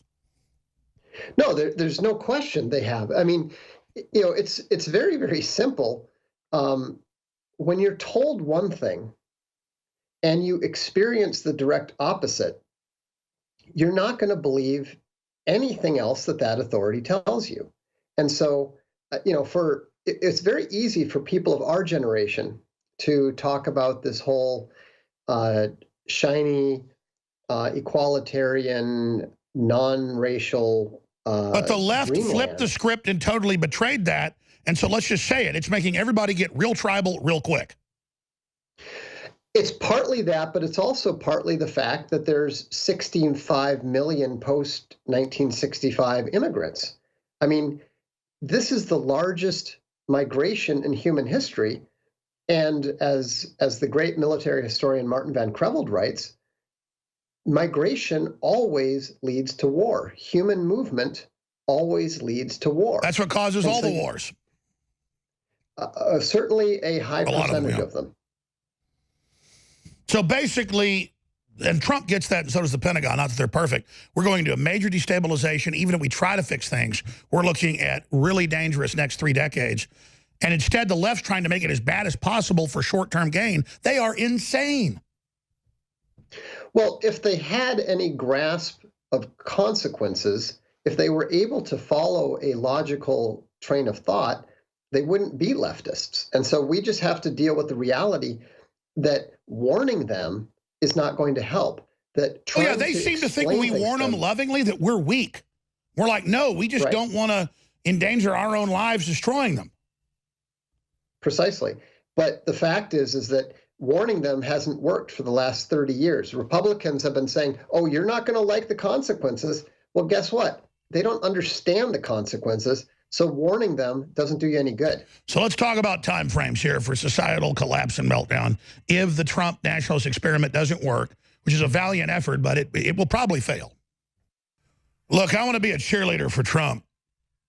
And the guy is awesome. I mean, he's really hitting his stride now. Just his work ethic, everything he's done, it's so focused, it's pragmatic. He's just the real deal. He's pro-human. I'm very honored to be persecuted alongside him with all of you. But Vox Day, researcher, writer, a smart guy is here with us. You see the Federal Reserve saying in Reuters, oh, we're going to stop the prosperity. We're going to raise interest rates really high to stop Trump. I mean, that's in Reuters here today. So we just have to realize that everyone should be totally behind Trump. China is working with the Vatican to dox real Catholics and kill them. And it's like the Pope's a good... I mean, the stuff going on is so manifestly evil that the fact that we're barely winning right now shows the idea that the West projects its own superiority and culture onto everything else. And then we sit here, and then meanwhile, it's not superior. That's why people all want to come here. And I'm not putting anybody down, but those cultures never ignited the way we did. And you get into debates about, well, you're cave people. I don't care. I love everybody. I want freedom. There are great people in every culture, every region. The point is the globalists are at war with the West because it's where the Christians said we're not going to have slavery.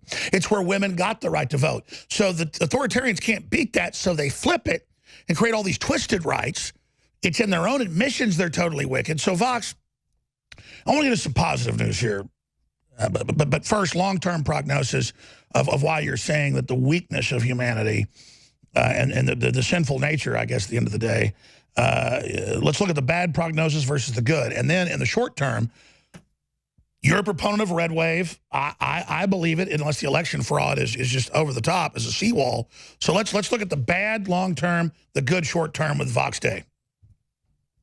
The bad long-term is that I would expect the USA to break apart as a political entity in the 2033 timeframe. And that's based on the economic situation. It's based on the average lifespan of currencies. And everything that I've seen, this is a prediction I made about 14 years ago, and everything that I've seen indicates that it's on track. Oh, the globalists even plan that. But can't we, let's just say it. We want freedom, but we're dealing with authoritarian outside forces. If we crack down, and we have to figure out the way to do that, culturally, to create a new level playing field, if we crack down on the tyranny and the outside forces, we could probably get around that. Yeah, there's a good chance. But the problem is that even as great and as insightful a leader as Donald Trump is not really looking at the real issues as far as I understand. In Europe, there are leaders who are looking directly at the demographic issues, who are looking at doing what they call reportations, which is returning a lot of the refugees and migrants and economic migrants and even citizens to their former countries. That's a whole debate that doesn't even exist in the United States. And I don't know that it can exist in the United States because of our historical friendly attitude towards immigration and the fact that there's no strong nativist nationalist party in the States. And let's be clear, isn't it because Soros and the UN are weaponizing the third world that is doomed to fail, A, then B? Isn't Russia, though, with their collapsing population, all the problems, the model, can they be successful realizing that this was an exterminism plan? Can the Russian model be successful, and could it be duplicated? Yes, the Russian model, first of all, the Russian nation is not dying. The Russian nation. No, I mean, under the globalists, they wanted to. Oh yeah, the globalists wanted to, but under Putin, the average lifespan in Russia has increased dramatically, and a strong pro-Christian, pro-nationalist government can significantly change things. A lot of people, when they talk about a nation dying, it's really ridiculous, because if you look at how many people there are, there's far more people in every country than there's ever been. Britain ruled, Britain established the empire in which the sun never set with far fewer white British people than they have today. Because they had will. And so it's right, because they had will and they had cultural confidence and because they had hope and they had faith. And we need to see a revival of muscular Christianity. We need to see a revival of national pride. Because if we don't, we will be conquered. That's the way the world works. Precisely. But you see the ignition of populism and Christianity happening again, and the pedophile controlled Catholic Church in trouble. I mean, I'm seeing a lot of really good signs, Fox. Well, there are good signs. I mean, but the problem is what a lot of people don't seem to understand is that winning is going to involve conflict. And we've gone a long, long time in the United States without having to deal with war directly on our doorstep. And I agree. So if men aren't even willing to have politically correct people attack them or to be banned or to have them go after your bank account, you'll never stand up when the rubber meets the road. So what's your message to men about how we wage war against globalism now? I think the most important thing is to not be afraid. You know, my grandfather volunteered for the U.S. Marines the day after Pearl Harbor. And one thing he told me was that when you're on a beach and there's a bunch of people shooting at you and everybody looks at you to see what to do, he said, just do something. He said, it doesn't even matter what. Pick something, do it, and the next thing you know, 30 men will be right there behind you. Exactly. Take action. And it doesn't necessarily their action is. The idea that, you know, sitting around playing armchair strategist is somehow going to change the world is ridiculous. What changes the world is people acting, people doing things, and no, I totally agree, because your conscious brain doesn't know what to do. Your subconscious does. And once you go into action, you're going to find that's some of the most directed action you'll ever have is when you're not even thinking. Well, not only that, but, you know, if something works, then you reinforce success. If something doesn't work, then you do something else. It's not rocket science. But unfortunately, we're so used to abstracting things and trying to plan things and trying to figure out all the possible alternatives, which is not possible, that we tend to paralyze ourselves. No, I totally agree. Get out of the catatonic state. Move. Move. That's the answer.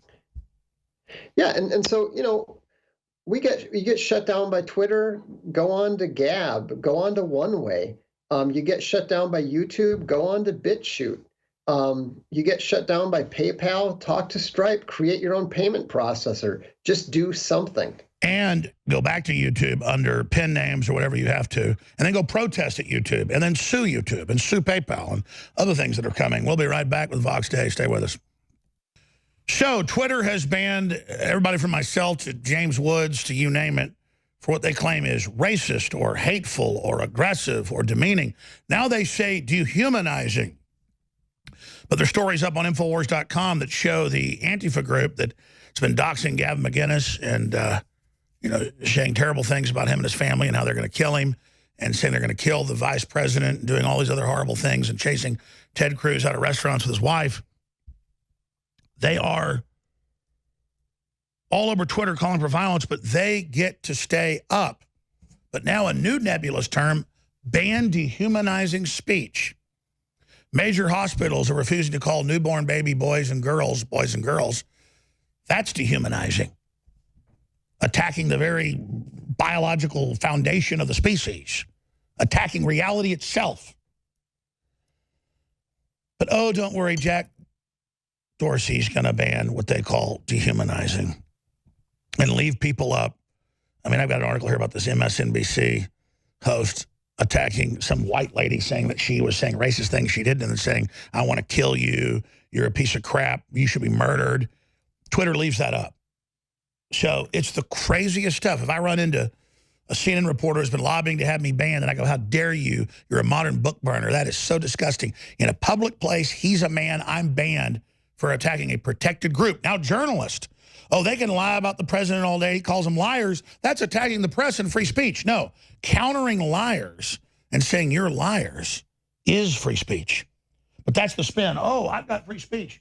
Don't restrict my speech. The left means don't disagree with me while I hit you over the head with a bike lock. Now, we sell the first 4 installments. 2 more are coming out.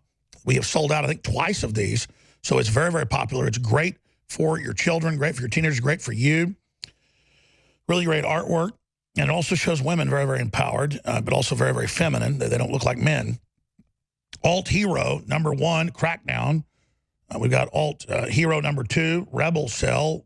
#3, Reprisal. #4, The War in Paris. They're all available at InfoWarsStore.com. and I'm sure they'll sell out in a couple days. You can always get them over at Vox Day's website as well. But let's talk about the culture war then in the short term. That I do think you agree we're winning globally because we're starting to fight back. My God, we're selling freedom and truly open societies and things that really have been proven to work. So the fact that we finally show up shows why we're winning. Let's talk about the comic books and why it upsets the establishment, because no one dared have nationalistic or patriotic or common sense comics. So surprise, surprise, they're already bestsellers. And what type of opposition have you run into? And then let's get more into the red wave.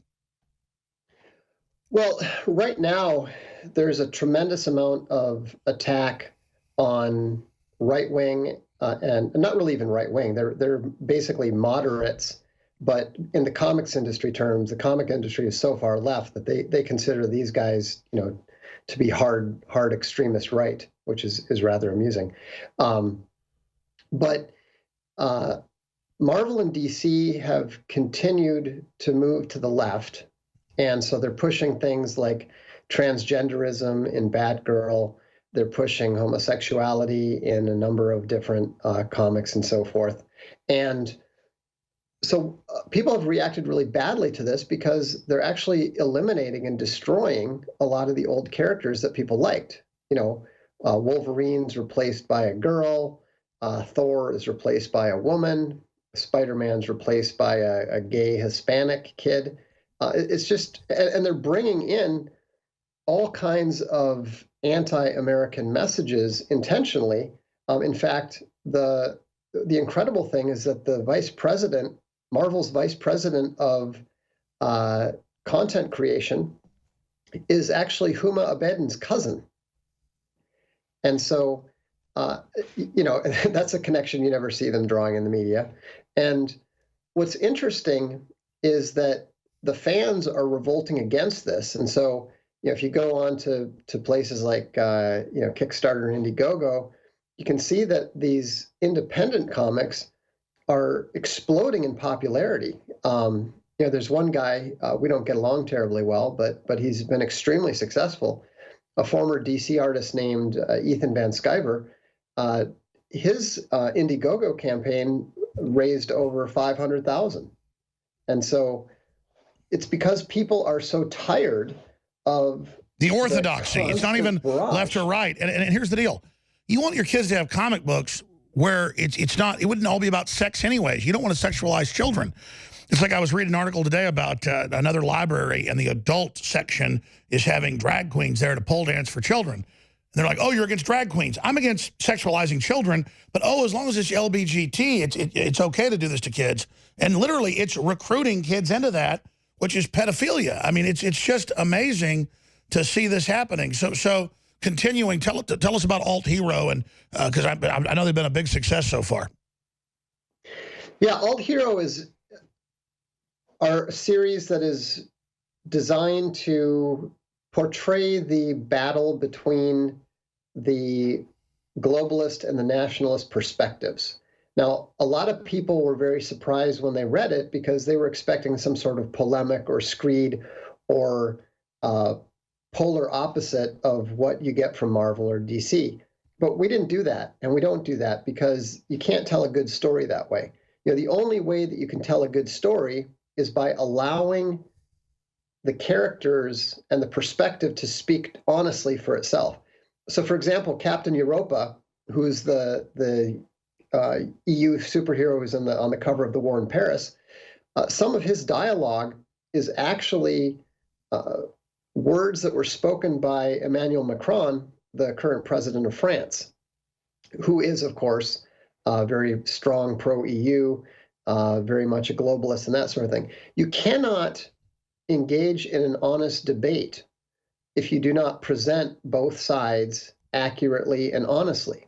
Now, there's obviously no question about which side I'm on, but the ironic fact is we present a better and more honest argument for globalism than most of the globalists do, because they're not willing to speak openly about what it is that they want to do and why they want to do it and why they believe that's the right thing for mankind. They genuinely believe that this is what's necessary to prevent war. there is an idealism. Well, but that's their cover. Like Emperor Palpatine says, I want total tyranny, so we'll have peace. I mean, that's the sick argument is there's no free will, there'll be peace. But these people I've found are very, very monstrous. And you also are courting SPLC demonization by one of your characters sports the Confederate battle flag. So tell us about that. Well, actually, in that case, we had to avoid doing that. It's acceptable to have the mask. Originally, we had her full outfit like the Confederate flag, but because Amazon has a no Confederate flag policy, if we wanted to allow it to be sold there, we had to, you can see there, she's just wearing a Which I understand why you do that, but now it's the OK symbol. Now it's that they're just constantly, now a federal judge says, is America first racist? Maybe that should be banned. Here's a Bloomberg article. So you see how they just can keep adding new, like, don't say Alex Jones or you get banned. It never ends. Oh, there's no question. But that's why we need to build our own platforms. That's why we need to go our own way. Because one of the problem with the conservative approach over the past 50 years is that it's been constant retreat, but trying to remain engaged. And there's no possible way to win there. You're not going to beat Google while you're playing Google's game. You're not going to beat Google by appearing on YouTube. No, I totally agree. You only use those platforms to help drive people to your big platform, and that's how you defeat them. Vox Day's our guest. We're in the middle of this 16-hour broadcast that goes to midnight tonight. Stand with Trump, stand with InfoWars, stand with free speech. Whatever you do, listening on AM, FM, radio, TV, spread those links. I know I keep saying it, but you're the reason we're winning, folks. You're the reason. You're overriding the censors. All right, I'll answer my question from earlier. Vox did a pretty good job of it from another angle. They hate me because they hate you. And this is a broadcast where we can talk. We have all these great guests on. We have the callers. We have community. And I genuinely am not scared of them. I'm genuinely having fun fighting them. I'm genuinely getting stronger as they attack me, even in some ways as I get weaker. And so that's what angers them, because what Vox said is critical. If you want to understand authoritarians, devil worshippers, Aleister Crowley types, they're all backstabbing, lying, dishonorable, very alone people that all just virtue signal to each other and screw each other over all day long. And so our mere existence infuriates them. So they believe they can absorb us, kind of like Karankawa Indians, would catch sailors, Spanish sailors that crashed in Galveston 500 years ago and, eat their livers or brains. They thought they were taking on their power. And it really is. Like, I see somebody with a great-looking wife and successful business, I think, man, that's a really great person. Our species is strong, and somebody that stands up for what's right. I admire them. Other people's strength or beauty doesn't make me feel small. I'm an individualist, but I feel this collective strength in them. Just like I see weakness and corruption, it makes me feel weak. Seeing strength makes me feel strong. Not a globalist. They love fluoride in your water. They love giving you a vaccine they know is going to give you a neurological disorder. There's all these big studies out, even today, about fluoride and vaccines causing brain damage. That's what they do. Because they hate themselves so much, they're projecting. So know this, we're living in epic times. We're on this planet. We're in one hell of an adventure. The real adventure is happening now in the real world, not on Netflix, not whatever. But you see all entertainment being poisonous because it's globalist control. Well, entertainment, jacking into it from the other angle, like these comic books and InfoWarsStore.com, is a great way to get these and then donate them to the library. They'll get read hundreds of times. Get them and send them with your children to school to give away. This is really how you change the world, ladies and gentlemen, and that's why they're so horrified. And then separately, I mean, I really should be plugging every segment because they're trying to financially shut us down. But you've been coming through, you've been buying a lot of products and things. They're trying to take our payment processors away right now. And, that's the next level of tyrannies, barring folks from the marketplace. They call us Nazis all day, but that's what the Nazis actually did. So we do have X2, the best halogen out there, the good halogen, the best, purest iodine, and it is the last run of it. And it's still 25% off, so I haven't changed the special yet. That's going to end very soon. We've got Brain Force Plus. 20% more now in each bottle. Great nootropic, very healthy, amazing, works great. So you get a lot of energy and stuff, but not the toxic side effects of it or the crash. That's 40% off right now. That's a big special. We've got our great vitamin B12 that's organic and really high quality, Secret 12. That is 40% off right now. Just a bunch of other products at InfoWarsStore.com. And if you go there and keep buying the products or sign up for auto ships, you don't have to forget for the coffee or the supplements, and then cancel anytime, you get an additional 10% off. You have Patriot Points. You set up an account. It just, when you order, just click you want Patriot Points. It goes right in your account, InfoWarsStore.com. And there's just a lot of other things there that make it easy to support this broadcast, because believe me, at the end of the day, I'm not worried about losing InfoWars or whatever happens to me. I'm worried about them winning. And so we need wind in our sails. We need gunpowder in our political cannons. And you're the ones that provide that, like jets for bombing sorties. You're loading the fuel, you're loading the bombs. I mean, you're not beside us. You're at the heart of us. So InfoWarsStore.com, InfoWarsLife.com, or 888-253-3139. So, Vox, in closing, we got about 6 minutes left. I've been raising a lot of topics here. You got some of the red wave. Can you comment more on what you really think is going to happen with this election? And then just any other points, because I've been guiding the conversation you'd like to relay to folks. Well, to address the blue wave concept, I said from the beginning that it was ridiculous. I never bought it for a second. I have been predicting a Trump slide in 2020 for some time now. And you may recall that I was one of the very few observers who said that Trump was going to win the presidential election, and never wavered from that from, I think, February 2015. The reason that the Democrats are going to be very disappointed in the midterms is because the economy has been doing well. Donald Trump has maintained enthusiasm among his supporters, even though he hasn't been as effective at either draining the swamp or building the wall as we would have liked him to be.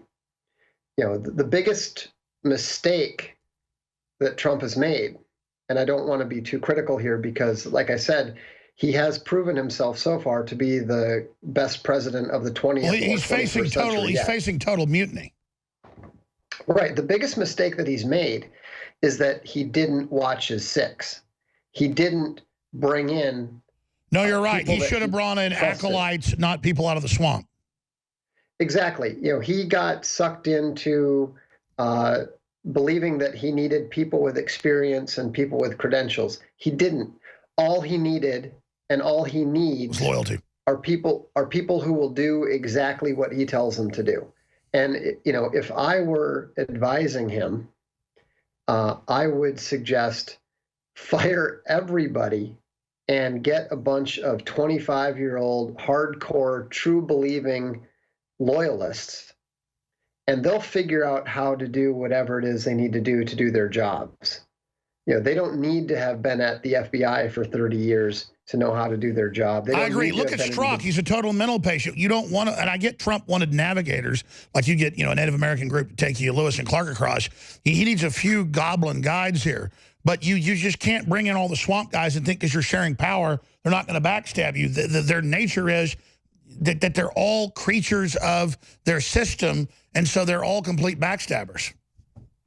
Well, there's an old English television show that is very educational in this regard. It's called Yes Minister, and then it was called Yes Prime Minister was the follow-up. And the whole joke was that the elected officials had no power, and that the bureaucrats spent their entire time doing exactly whatever they thought best, and then convincing the minister that what they wanted to do was really his idea, and that he had no other choice but to do what they wanted. So this is not a new concept. This is something that goes back decades. And so, unfortunately, we've seen the price of that. We've seen the problem with that. Because totally arrogant nobodies in a culture of all sucking each other's tallywhackers. I mean, that's what they do. It's a sick culture of sycophantic nobodies. But I actually think that it's normal in a bureaucracy to sort of ignore the elected official who's only going to be there for a period of time. And in some ways, it might have been better if he'd gone back to the Andrew Jackson system of spoils, where you bring in your loyalists, get rid of all the bureaucrats, and then you can, get your agenda passed. So I think that what Trump needs to do is he needs to trust himself, and he needs to stop assuming that you can convince people and that you can negotiate and that sort of thing. He just needs people that will do exactly. Oh, look how he threatened to release the secret documents, and they all started groveling. I agree with you. What do you think the next 40 days they're going to try to pull to try to derail this? Because they're really, if Kavanaugh gets confirmed, which I think is going to happen, they are going to go into meltdown mode. Oh, there's no question. But I think that they're going to behave themselves to a certain extent because they genuinely believe in this mythical blue wave. And so they think that they're going to get a Democratic House and possibly a Democratic Senate and impeach him. And there is no chance in hell that that's going to happen. And I agree with you. So the insanity is going to continue to intensify. And I think that's our biggest hope. I'm not glad they're going to do it, but I think they're going to go so far that will countermand normal political reshuffling. But I think their extremism, their bullying, will force the full realignment. I think the Democrats are our best ally. To a certain extent. But the problem on the Republican side is that they have not yet fully embraced the identity politics that they're going to have to embrace if they want to remain competitive. Running around anointing every black pseudo-conservative that you can find and immediately handing them a show on Fox or a congressional district isn't going to work. It's never worked. And so what they need to understand is that the people who are for you, people who are not, and that's the way it's going to be. Let's do 5 more minutes. I agree with part of that, but I got to tell you, so-called minorities are really seeing through this, and they want freedom too. And a lot of our listeners are black, Hispanic, and they totally see through this crap, and they don't want to be in a racist America. They want a future for their kids. But I agree, there are plenty of racists too. All right, folks, Roger Stone's coming up in the next segment, and then we're going to continue on to midnight tonight. I'm going to be back tonight, basically 7 o'clock on. We've got a bunch of big guests joining us this evening, and we're just doing another live broadcast right up till midnight in defense of free speech. I'm not whining and complaining. I'm very, very thankful for all the listeners and the things you've done, because you understand we're all in the same boat together. But, man, there are so many Islamic stabbing and mass truck attacks, 100 people run into yesterday, and Islamic groups in Germany going and just shooting people in clubs, and it's insane. And I just look at the globalists doing this to America and Europe, and they're just destructive weirdos. But then you look at Alexander Soros and Obama, and then you realize just the type of existential hatred they have for everybody. I mean, these are nasty, nasty, nasty people, chaos creators, who for whatever reason have this feeling that they're not part of America, so if they could conquer it and mess it up as bad as possible, that they would somehow be big boys then. And so that's the point people really have to get into. I mean, look at this headline. Driver runs into crowd of 100 children and teachers in Sweden. And another truck attack in Germany. And it's like Sadiq Khan said 2 years ago. He goes, the Islamic mayor of London, he goes, you'll just get used to it. And it's kind of true. It's like, oh, 100 acid attacks this week. Oh, no big deal. Oh, another big Islamic child kidnapping ring. Oh, no big deal. Oh, no big deal. Just a driver runs into a crowd of 100 children and teachers. Yeah, no big deal. It's no big deal. MSNBC anchor Joy Reid sued for inciting hate mob against a refugee woman. Will the media report about the harassment mob formed by someone on their side? And then I didn't know that Joy Reid put this out against some lady she called racist with no proof. You are a disgrace. I wish your children were ripped from you so you would understand the pain. You are a dirty white woman bitch. Dear racist bitch, it seems like your old poor evil soul never left the Hitler era. You're funded by Soros. What a waste. What an embarrassment. What a disgrace of humankind to have people like you in the world, because she doesn't want open borders. You're the kind of white trash that should be dragged to the town square and flogged. Well, I'm sure you like Islam then, lady. Your tongue should be cut out. Leave this country. You're an absolute disgrace. I'm glad everyone in the entire world knows you're a racist piece of, you know what, you effing. And he goes on. Want out? Your life is probably becoming a living hell and you don't know how to handle it. I can offer a way out. You're a worthless human being. Go kill yourself.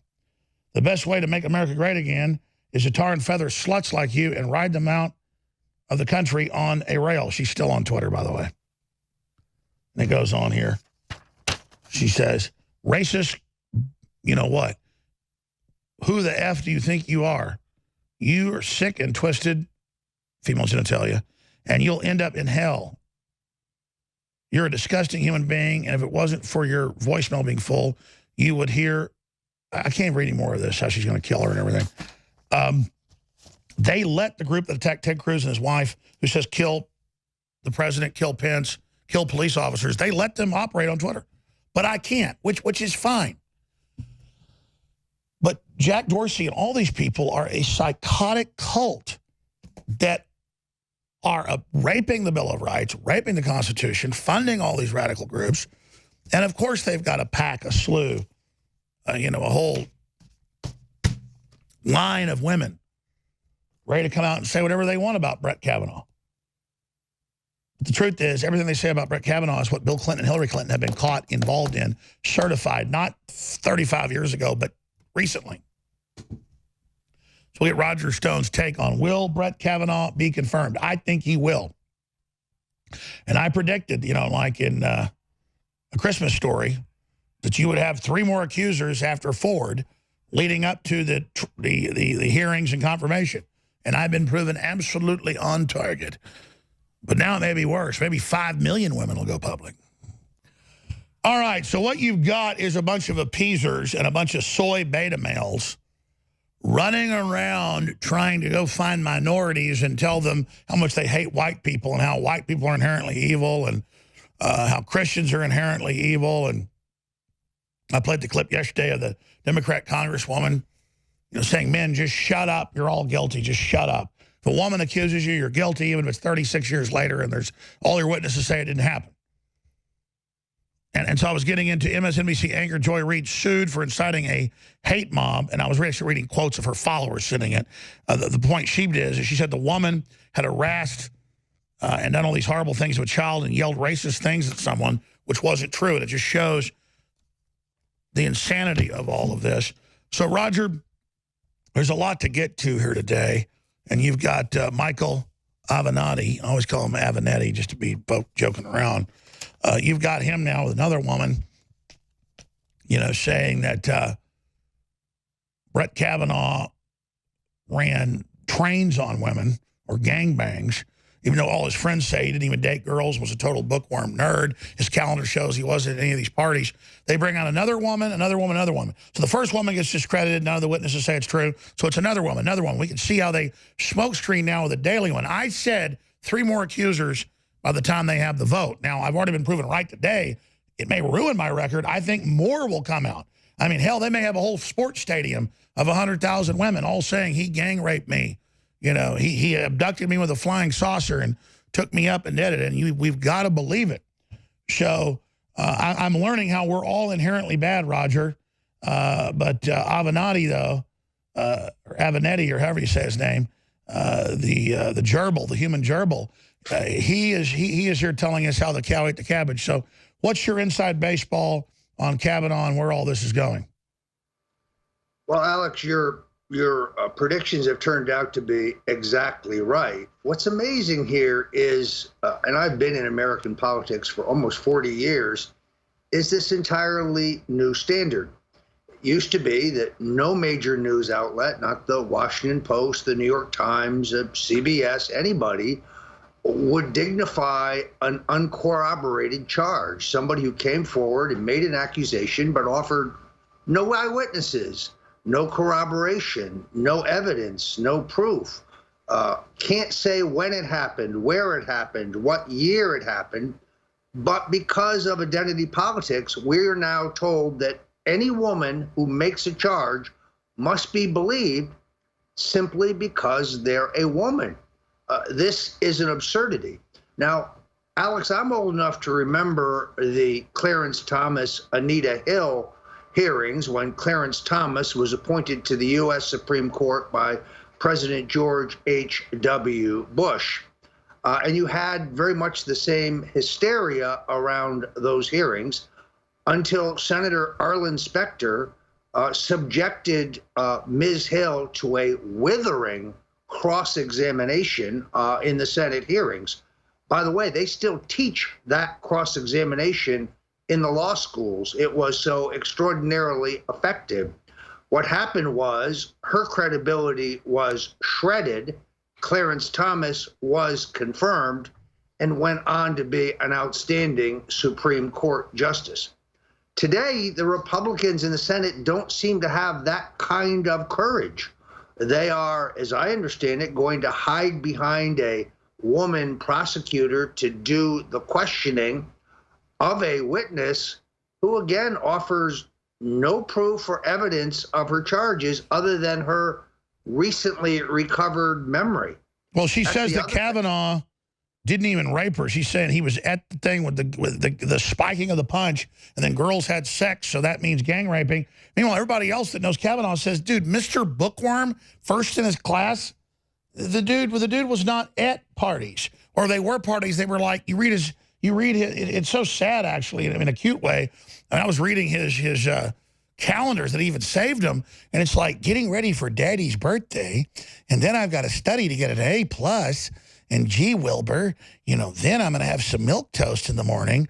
I mean, this is just unbelievable. But I think a lot of these women actually had probably been abused or something, but they project it that, oh, all men are rapists. So for the greater good, they're going to remember this. Well, I can remember the Loch Ness Monster raped me too 36 years ago.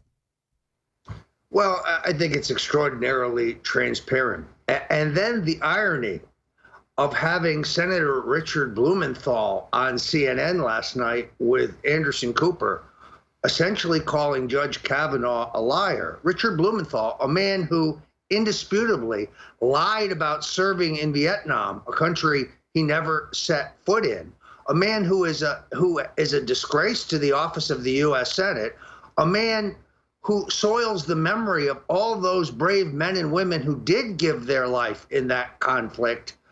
And then he has the cojones to sit there with a straight face and call somebody else a liar. Why, Roger, that's a great argument. But what about funding the Arab Spring that enslaved hundreds of thousands of women and children to sex slavery? What about the Clintons and all their sex crimes, the Lolita Express and Hillary's chosen job to represent rich pedophiles that raped little girls, and she brags, I knew he was guilty, ha, ha, ha. He passed a lie detector showing me that didn't work because I knew he was guilty, ha, ha, ha. I mean, and the stealing the Haitian money and the child running and just all of it, and the Vatican and all the crap. And then meanwhile, you've got thousands of priests admittedly raping kids in the U.S. No one gets in trouble. And they say, oh, statute of limitations, it's only 15 years for child rape in Pennsylvania. And then meanwhile, 36 years, drunken parties, no proof, and it's the end of the frickin' world. These people, it'd be like Hitler at Nuremberg sitting there as the main judge. It has no credibility because of who they are. And nobody seems to be willing to say that. That's the great irony here, Alex. This is a fraud.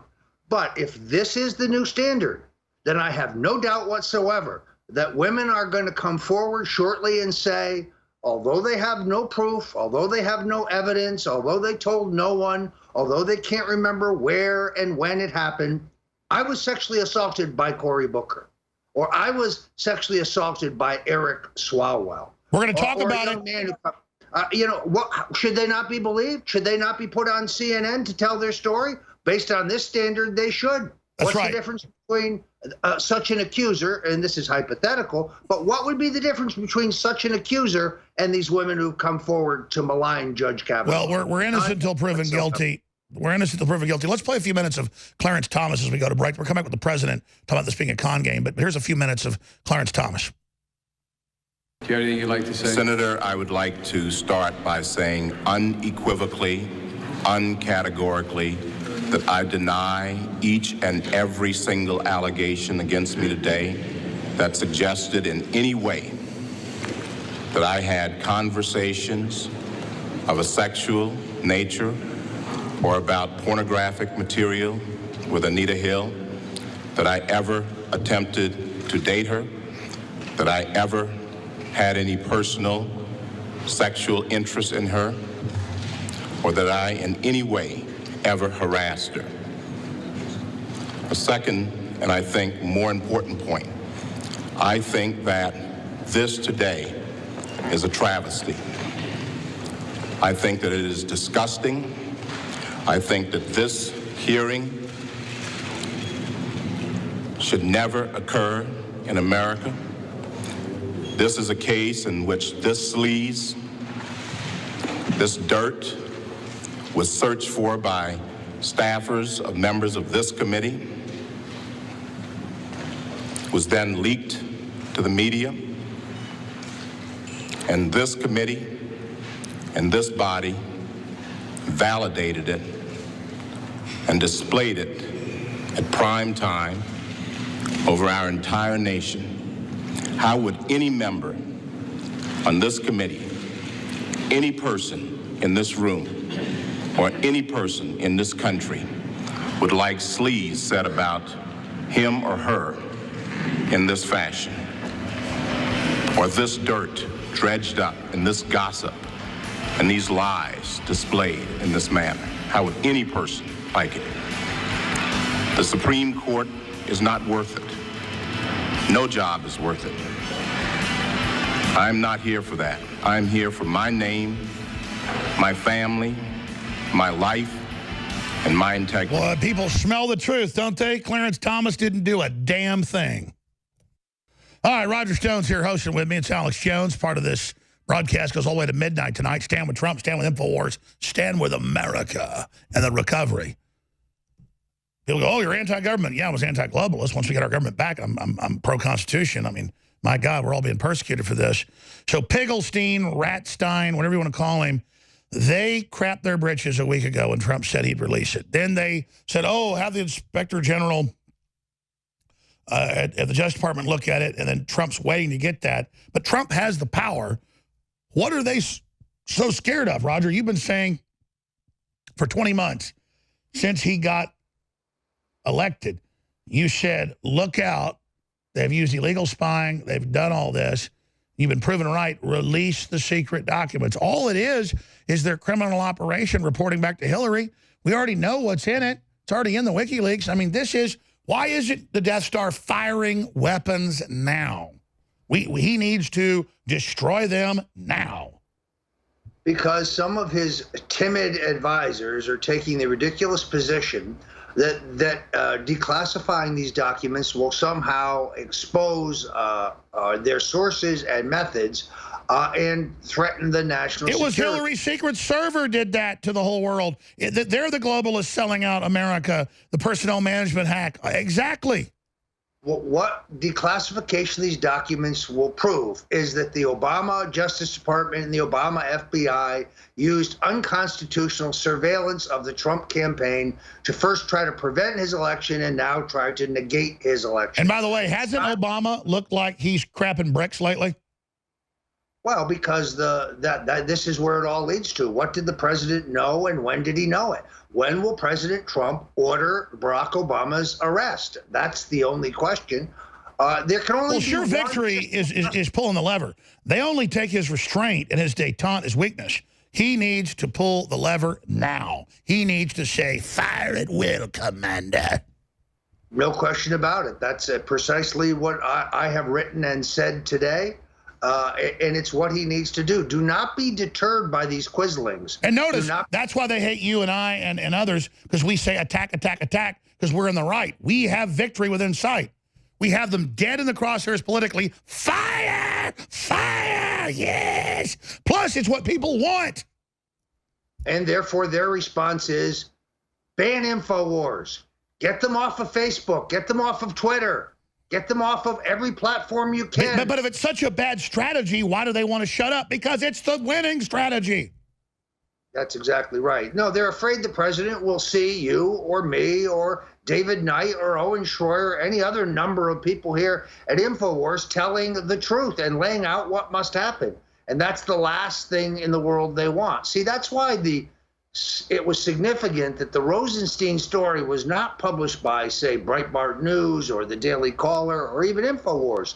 It's in the New York Times, and it's triple sourced, and there's no way to keep it away from him. There's no way for him not to know that Rosenstein is a weasel. Well, that's my next question. Why would the New York Times... his back. Exactly. Why would the New York Times expose one of their globalist operatives, Rosenstein? He's not the only one. But why did they burn him? Because they knew the president already knew and secret documents were coming out, so they wanted to have a controlled release.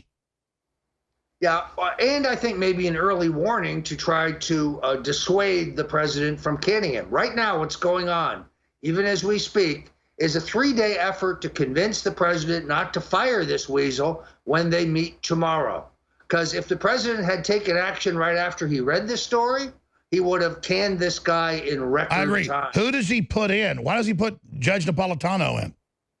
Well, he needs somebody that's confirmable. The rumor is a Southern member of the U.S. Senate who's a known Trump hardliner.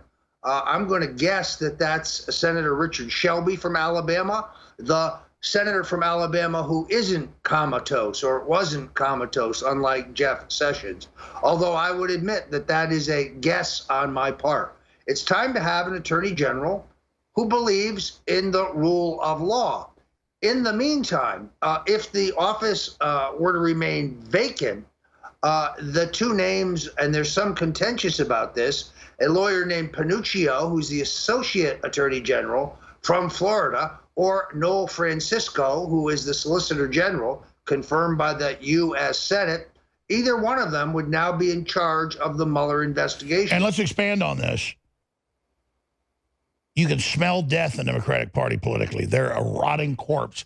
All we have to do is make the right move right now, and we will secure this country's future for a long time. Let's take a few minutes of the president, though, astutely breaking down the con artistry of Kavanaugh, the whole Kavanaugh attack and the con artistry of this system to destroy Kavanaugh. Here it is. Give us some thoughts, sir. I think he's just a wonderful human being. I mean, I think it's horrible what the Democrats have done. It's a con game they're playing. They're really con artists. They're trying to convince. You know, they don't believe it themselves. Okay, they know he's a high quality person. They don't believe it. It's just resist and obstruct. They're playing a con game, and they play it very well. They play it actually much better than the Republicans. They're lousy politicians, and they have lousy policy. They don't know what the hell they're doing. They want to get rid of ICE. They want to get rid of law enforcement. They don't want to take care of our military. They want to raise your taxes. But they're good at one thing. They're good at one thing. That's obstruction and resisting and con.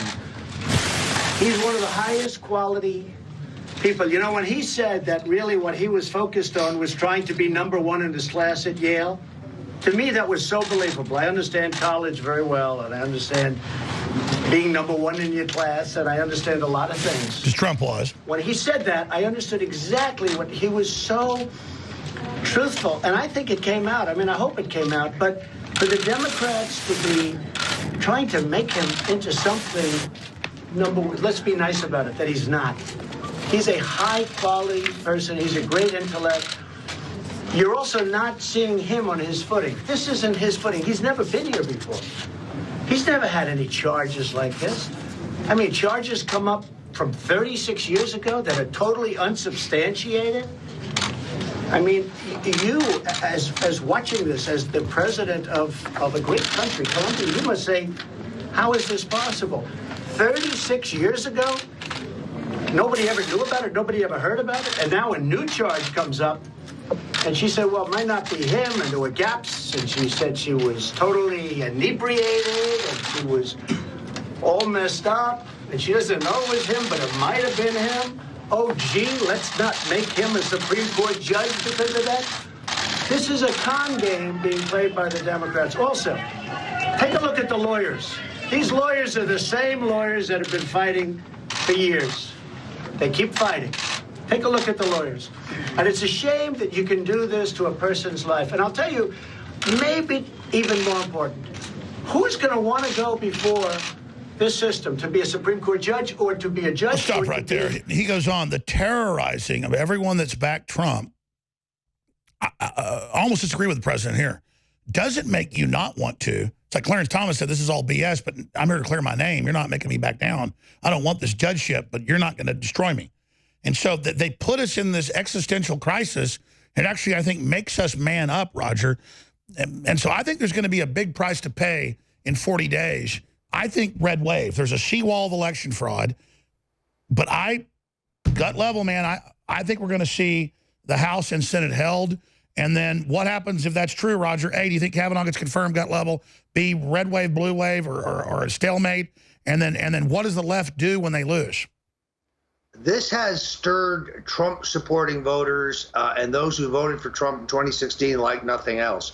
The story on page 1 in yesterday's New York Times by Jonathan Martin about why the Kavanaugh controversy is going to lead to a blue wave and why voters are going to be revolted by the Republicans' treatment of women is total bourgeois nonsense. His uninformed opinion based on nothing. On the contrary, as I move around, I find conservatives and moderates and pro-Trump voters angry and motivated to turn out because they're revolted about the character assassination against Judge Kavanaugh. And doesn't the censorship on social media make conservatives be sure to not just vote, but get others to vote? I think it is a vital part of it. Look, you've got the senator from Hawaii admitted. Doesn't matter whether any of the stuff of Kavanaugh is true, she says. He must withdraw because the charges have been made. No, Senator, you should withdraw. You should resign from the Senate. You've soiled yourself with inane comments like that. We have a system under which you are innocent until proven guilty, not the other way around.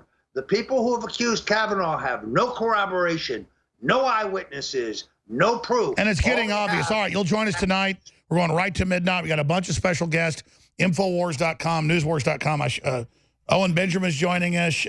Will Johnson, Roger Stone, Owen Schroyer, but a bunch of others. Infowars.com/show. Whatever you do, remember, we're censored if not for you. Spread those links at truck stops and church and via email. Infowars.com/show, the most banned broadcast in the world. War Room, straight ahead. Make ready to land our troops beyond their energy field and deploy the fleet so no one gets off the system. That's what the globalists want for America, but humanity is awakening. This is InfoWars. Roger Stone is our guest. Well, Bloomberg has to admit Trump is right a year later. We don't want to invade Venezuela, but I meant it when I said it, that it's collapsing in a domino effect. And my memory did serve that Venezuela is 7 countries south of us. Can we go to the Geospatial Center, also known as Google, and the CIA map, please? And there it is. Let's zoom in on the CIA map. There you see Mexico, Guatemala, Honduras, Nicaragua, Costa Rica, Panama, Colombia, and then Venezuela is 7 countries south of us. 5 million people the last month have left. Tens of millions more are trying to leave. They put up emergency fences in Colombia and in other surrounding countries like Brazil. Even leftist governments have declared civil emergencies because people are fleeing what Alexander Cortez would have for America, communism. So, here is Trump's Venezuela military option gains backers as millions flee. When President Donald Trump said a year ago, just like they're fleeing California, when President Donald Trump said a year ago the U.S. was considering a military option for Venezuela, hardly anyone in Washington thought it was a good idea. Again, I don't want military options, but it is a national security issue because Mexico and others have opened up a conduit, a corridor for anybody that wants to come up from South America. Today, as Venezuela slides towards dictatorship, they've been a dictatorship for 15 years, and already collapsed, triggering a million-strong migration crisis, which Soros is already in countries north of that setting up. Support for such a move is being discussed openly.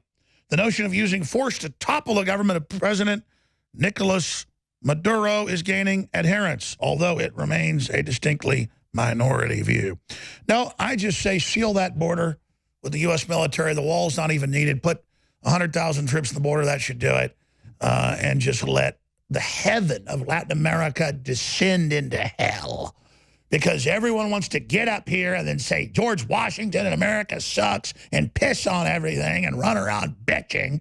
I think Californians and all the socialists should just run down there to Venezuela and just bask in your heaven. Or go to China where there's no welfare, criticize the police, they cut your genitals off and murder you, go work in an Apple slave plant. It's okay because Tim Cook's gay. I murder everyone. I'm liberal. You know, I help censor everyone. That's what they're doing here. A little uncouth when I do that, but it's okay. Jack Posobiec, I was doing that on the street in D.C. in front of news cameras, and he was just going like, yeah, at a certain point, I don't care. Okay, I'm having some fun here. But it's just like Tim Cook's like, I can kill whoever I want at slave factories. I'm gay. It's liberal. I can censor whoever I want. It's gay. It's liberal. We're like, well, you're gay, so it's okay. Absolutely. If Hitler would have said he was gay, Tim Cook would be like, Heil Hitler. And be like, oh, my God, Hitler's so cool. Anyways, sorry. I'm getting a little bit too much into it. There he is. Going back to Roger Stone, I mean, what do you make of the situation in Venezuela, Roger? You know, wait a minute. This is the socialist utopia. We were told that this was heaven on earth, that their system was so far superior to ours. There are no dogs left because people have hunted them all down to kill them for food. People are eating grass because they can't find anything to eat. No, it's an international emergency, and Donald Trump, in my opinion, has the courage to take a stand. And by the way, Venezuela used to be as rich as Argentina, like 100 years ago, richer than the U.S., 50 years ago, as rich. They're diamonds, rubies, gold, timber, oil. It's a frickin' paradise of resources. Yeah, there is no reason for the current situation, given their riches, particularly in the terms of petroleum. But this is what communism gets you. Alex, speaking of food, I do have to mention to you that on Monday night, I was invited out to dinner by a New York Times reporter, and he said that it was on him, which meant it was on Carlos Slim. And therefore, I took him to the finest steakhouse in all of South Florida, where I knew they had an incredible 48-ounce porterhouse that is just a thing to behold. Okay, I'm getting hungry. And therefore, I ordered it. And I must tell you, I enjoyed every bite, but afterwards, it was really debilitating. And then I remembered I had ordered a bottle of Carnivore from the Infowars.com store. Let me tell you, this is now my new favorite product next to Brain Force Plus. You don't have the situation where this just sits in your gut and ferments. The enzymes that are used in Carnivore help you to gently digest. You don't end up like John Wayne with 45 pounds of undigested Hillary Clinton in your guts. I mean, it's exactly right.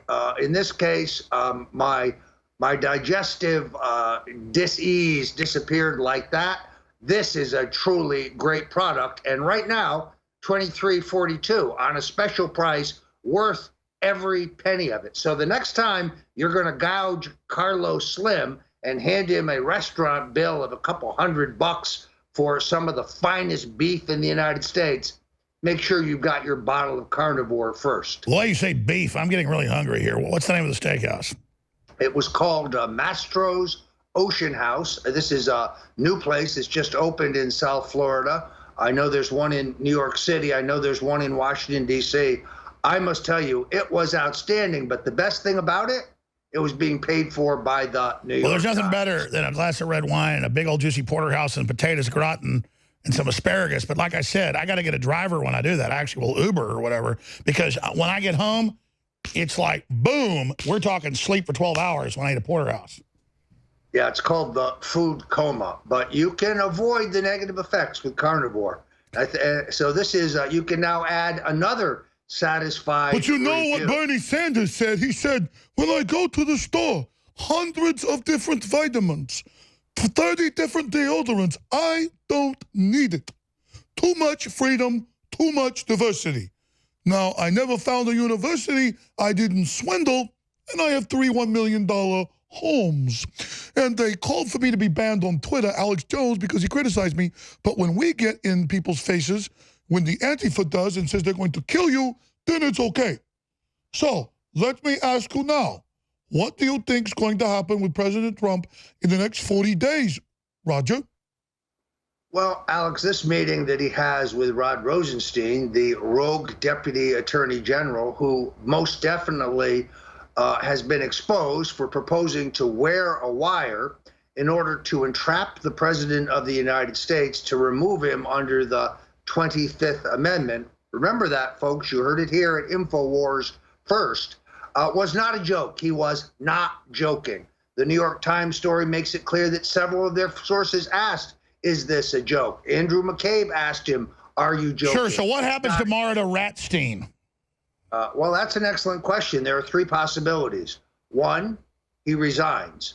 Two, he is fired. Three, he is allowed to stay. If the president chooses door number three and he's allowed to stay, I positively guarantee you President Donald Trump will be impeached shortly after the midterm elections.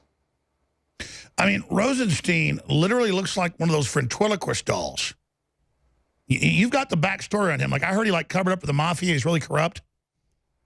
Yeah, look, his appointment is due to Reince Priebus, the president's first White House chief of staff. Why you would appoint James Comey and Robert Mueller's best friend as your deputy attorney general is beyond me. This guy is a charter member of the swamp. He is a swamp creature through and through. He has stonewalled the Congress in their efforts to get at. Well, let me just be honest. I'm going to come out with it here. He gang raped me along with Comey and Mueller a few years ago, 37 years ago, and they got me drunk on punch, and you need to believe any accused. So he has to step down now. Rosenstein raped me.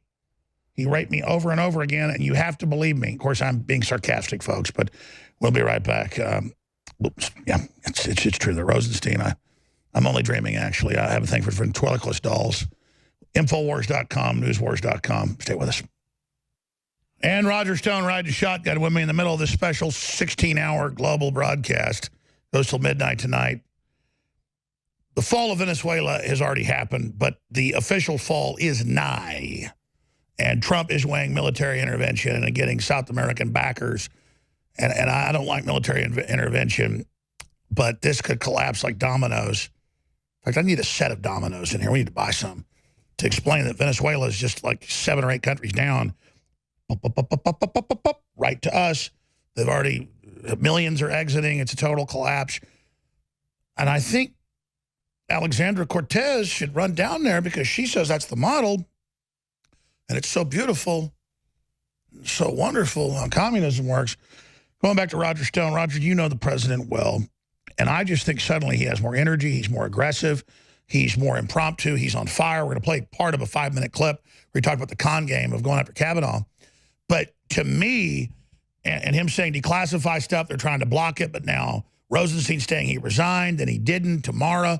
Seems like so much is happening this Thursday, and I just smell and I see and I get the signal that more and more Trump's doing what he wants to do, and that is scaring the living hell out of the globalists. I completely agree. The president seems to have a new bounce in his step, and the breaking news is all breaking his way. It's amazing how quickly those in the deep state rushed to dissuade him from declassifying the material surrounding the FISA warrants that were used to unconstitutionally spy on the president's campaign. That's right, Mr. President, it's time for sunshine. Sunshine is the disinfectant. These characters are so shady that they get the British to contact the president and say, oh, Mr. President, you can't declassify this material. It would harm your national security and our international relationships. No, Mr. President, it'll prove that the British were spying on you at the behest of the Obama Justice Department. Which you first broke, and Napolitano and we all broke it. And people go, that sounds crazy. Why would a foreign power? Because we spy on the Brits illegally. They spy on us illegally. The Brits kill U.S. citizens. We kill their citizens. That's well-known spycraft with the special relationship. That's exactly right. Also, Alex, I want to remind people tonight about our global marathon. We're going to be on right up until midnight. I'm going to be there doing my part. This is going to be very exciting as we continue to sound the clarion call for freedom, because there's a lot of good news. We now know, for example, according to the New York Post, that the president has an executive order demanding an investigation on the basis of antitrust into Facebook and Google. And quite obviously, InfoWars is in the forefront of those conservative news outlets that are being shadow And by the way, banned, wiped off the face of the earth. I had law firms 6 weeks ago send those reports to the president through intermediaries. That's one reason we were banned. So next month's news today. Continue. This is, I think, the most important fight on the horizon. If there is no InfoWars, then there is no one to sound the clarion call for freedom. There is no one to put into perspective for people, for example, that the accusers of Brett Kavanaugh have no evidence, have no eyewitnesses, have no corroboration, can't remember when it happened. Well, Roger, if you said that I raped you 36 years ago with no proof, they'd laugh at you because we're men. Or if I said that, it's preposterous. Kavanaugh was a bookworm nerd. I mean, he has all the real witnesses. Everything they've done's fallen apart, but they keep leapfrogging to the next pile of crap. Yeah, it's really extraordinary because the politically correct nature of this Me Too movement means that if you're a woman, regardless of your lack of any evidence or proof, you must automatically be believed. That sets a dangerous new standard. And I know a number of Democrats who could be subjected to the same exact type of accusations. Well, here's the deal. I think they've crossed the Rubicon, and a lot of people are seeing this, where the Republicans are, we don't care if you have 100 women. We could see the bandwagon gang-up effect. It was easy to predict. We're done. This is a load of crap. We're going to confirm him Friday. I mean, I think the Me Too thing has finally played out, especially when it's led by the famous lawyer of pedophiles, Hillary, and her big, ugly, pedophile, crooked Johnson husband. Yeah, even the Democrats at this point probably wish that Hillary would just go away. The idea of Hillary Clinton coming out and saying, well, these women should be believed is ludicrous. What about Kathleen Willey? What about Juanita Broderick? What about Paula Jones? What about the numerous women sexually assaulted, bitten, raped, having him expose himself to these women? Bill Clinton, and that's why I said that he has a crooked male genitals, is that the women, before it was ever in the news, said it literally turns and points straight down towards hell, his father. So Bill Clinton has a very large male genitals, and they literally is deformed. I mean, he has a crooked, broken, and that's how the women know. Yeah, the only thing I disagree about is I was under the impression from interviewing a number of his women victims that it was actually abnormally small. But you can go to the points straight down? Yes. But you can go to the Clinton's War on Women, which is available at the Infowars.com store right now to get the definitive story on Bill Clinton's serial sexual assaults against dozens of women, and more importantly, the role that Hillary plays in hiring the nasty private detectives and the vicious lawyers to bludgeon these women, to intimidate them, to bully them into silence. Well, let's be clear. Some people got beaten half to death. There is no question. One witness was beaten so badly that even today he fears for his life. Well, didn't they break both his legs and everything? He lived next door to Jennifer Flowers. Yes. And the Jennifer Flowers relationship was actually a consensual relationship. This poor bastard's problem is that he made the mistake of setting up a security camera in the hallway because somebody had been vandalizing his automobile, and what he caught was Bill Clinton coming and going. Then one day, 3 Arkansas state troopers showed up, and they beat this man so badly that they left him for dead.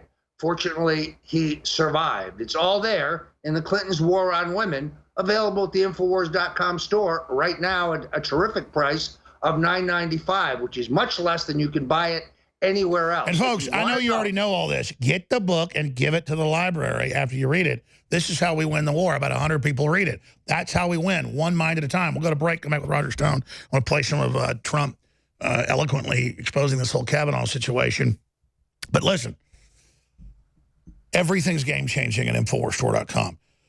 So, yes, I don't keep extending for 3-4 days the sale on X2 because, you know, it's just, oh, it's our last day, it's our last day. I have been so busy on air and so busy like a one-legged man in a you-know-what contest that I have just not launched all the other big specials that we will launch tomorrow. They were meant to be launched today.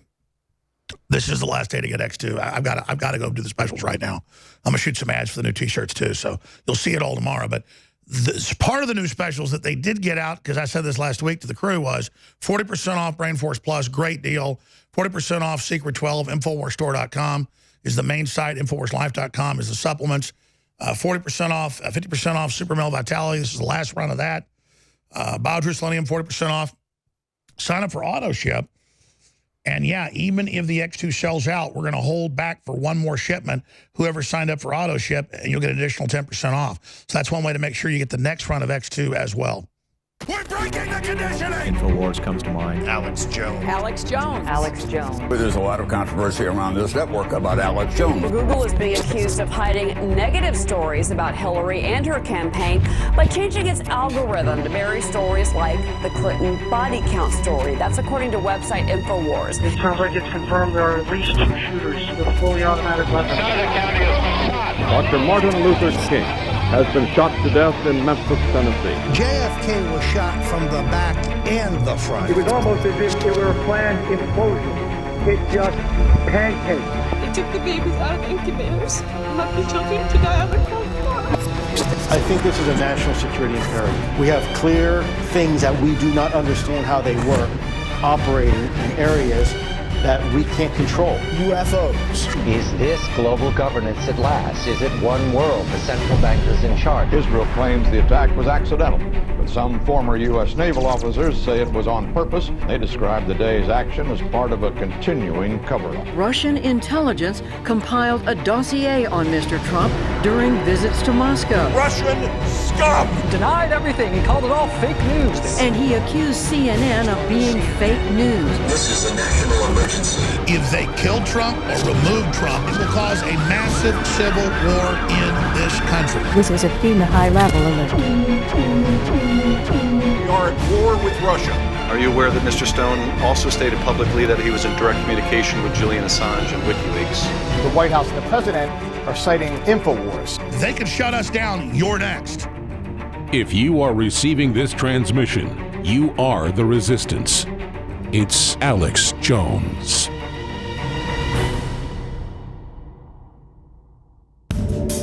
Just like our information is game-changing, our products are game-changing. And Survival Shield X2 is the pure iodine. No one else has this from deep earth crystals between 7,000 and 12,000 feet. It's very hard for me to get. It's the good halogen. But instead, they hammer you with the bad halogens, fluoride, chlorine, bromine, that literally fog you, fill all your cells, your thyroid, you name it. BioTrue Selenium goes with it like a horse and carriage. Selenium is an electrochemical. It's needed as well in all activity in the body, particularly neurons. So these go incredibly well together. We have a combo of those. Just experience it for yourself. Why do you think they fear me so much? Very simple stuff. Filter your water. Yeah, I fund myself selling water filters. It's the best out there for the price. When I say it's the last run, it could be 6 months a year until we get more. I hope we get more. This is the last run, it looks like. Survival Shield X2, InfoWarsStore.com or InfoWarsLife.com or 888-253-3139.